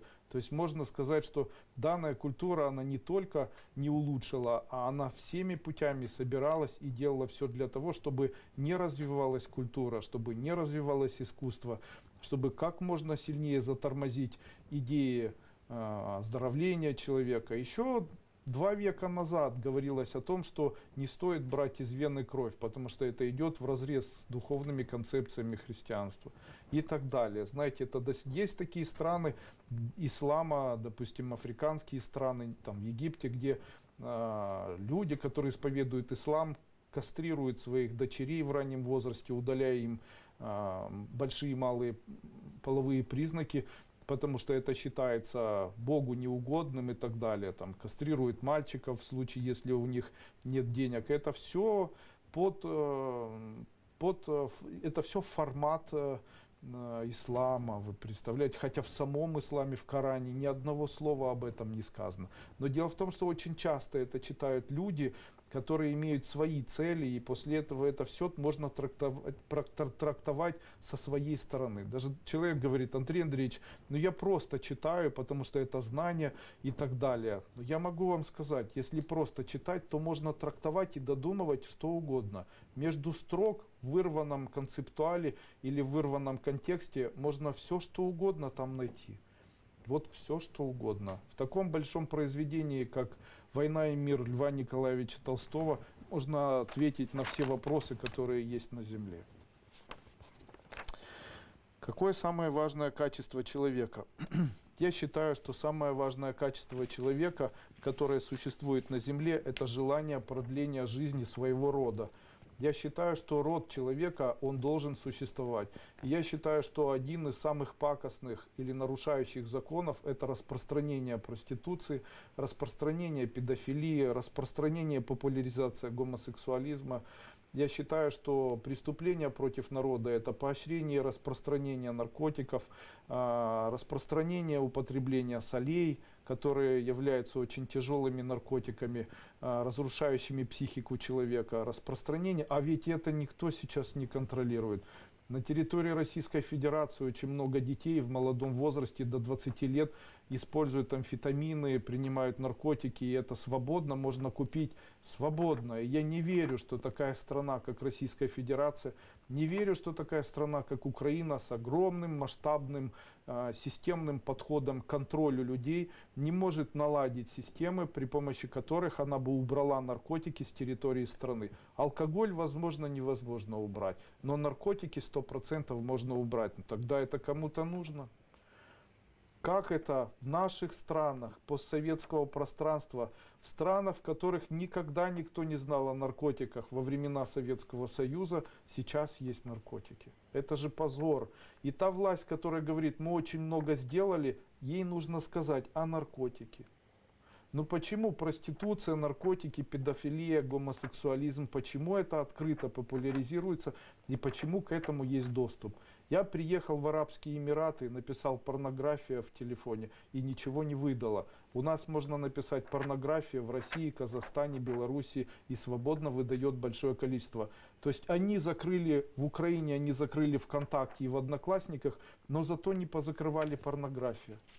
Ну так а что нас больше интересует, ВКонтакте или порнография? Ну так пусть закроют порнографию, пусть все слова там порнография, женская там проституция, проститутки и так далее, пусть это все исчезнет. Это же очень несложно сделать.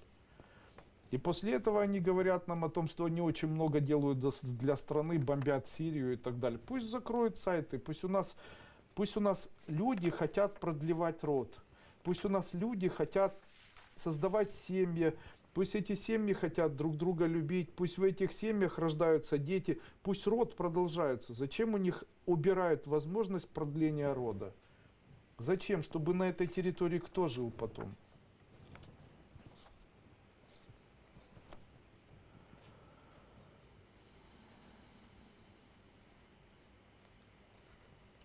Дальше. Чтобы сделать, чтобы быть богатым. Что сделать человеку, чтобы быть богатым человеком?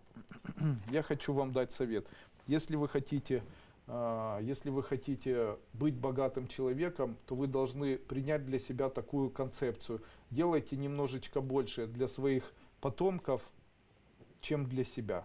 Когда я что-то делаю, я это не делаю для себя давно. Я это делаю для своих дочерей, делаю для того, чтобы у дочерей, там, у их детей было, и делаю для их детей тоже. То есть я всеми силами пытаюсь следовать словам, которые в свое время сказал Анансис. Делай для своих детей больше, чем ты делаешь для себя.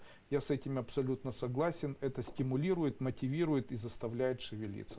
А если для себя, то меня все устраивает. Я бы мог ничего не делать. Но когда я думаю о тех детях и своих потомках, которых я люблю, это заставляет меня быть социально ответственным, заставляет меня иметь свою точку зрения, заставляет заниматься бизнесом, заставляет шевелиться в моей жизни. А так для себя я уже все смог сделать.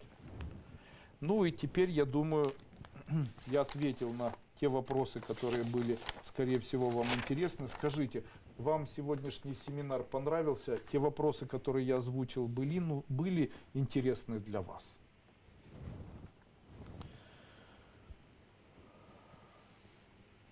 Как я могу помочь моим сыну и дочери поправить их здоровье и создать семьи для продления рода? А давайте я вам отвечу. Вы можете купить у меня платную первую ступень и использовать практику, которую я называю выпрашивание. Здравствуйте, зеленая нитка вылечила поясницу, нашла любимую работу. Эзотоном вылечила демодекоз. Стала жить без долговых кредитов в течение года. Спасибо, Светлана, спасибо. Хочу продлить год, продлить род. Хочу продлить род. С праздником. Прошла 2 ступени, читаю мантры и слушаю шумы на замужество. Есть мужчина, но он никак не решается на серьезные отношения. Скажите, решится он на семью в ближайшее время? Решится. Расскажите про нашу новую страну Кайлас. Нет. Пересаженные органы препятствуют перерождению. Какие не препятствуют, можете смело органы пересаживать. Спасибо за все. Еще один вопрос. Бабушка хочет продать дом в селе, чтобы потом купить квартиру в городе. Как я могу ей эзотерически помочь? Вы можете ей помочь при помощи методов, которые я даю на платном семинаре, который называется «Первая ступень школы Кайлас. Обновленная версия». Все, что вы говорите, супер полезно. Большое спасибо. Огромная благодарность за семинар. Вы потушили. И вам тоже спасибо.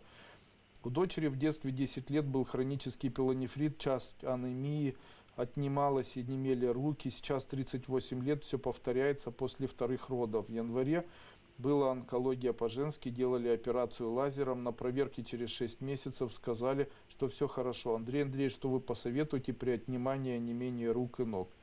Ну как я могу здесь советовать? Это вебинар, связанный или посвященный эзотерике. О чем вы? Как можно помочь? Все, на этом наш вебинар закончен. С вами был Андрей Дуйко.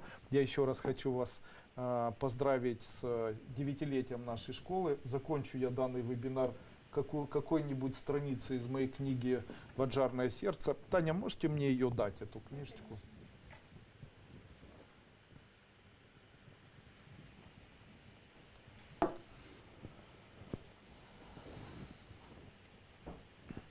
Давайте вы напишите страничку. Также я хочу вас попросить, после того, когда закончится данный вебинар, обязательно перейдите по ссылке данного вебинара в YouTube и нажав на кнопку YouTube.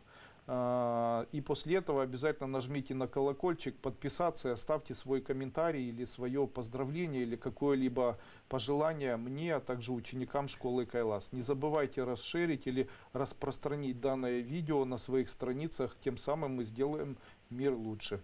Поздравляю Андрея Андреевича и всех учеников Кайлас с праздником нашей любимой школы Кайлас. Игорь Мачеренко уже 9 лет в школе Кайлас. Да, Игорь Александрович?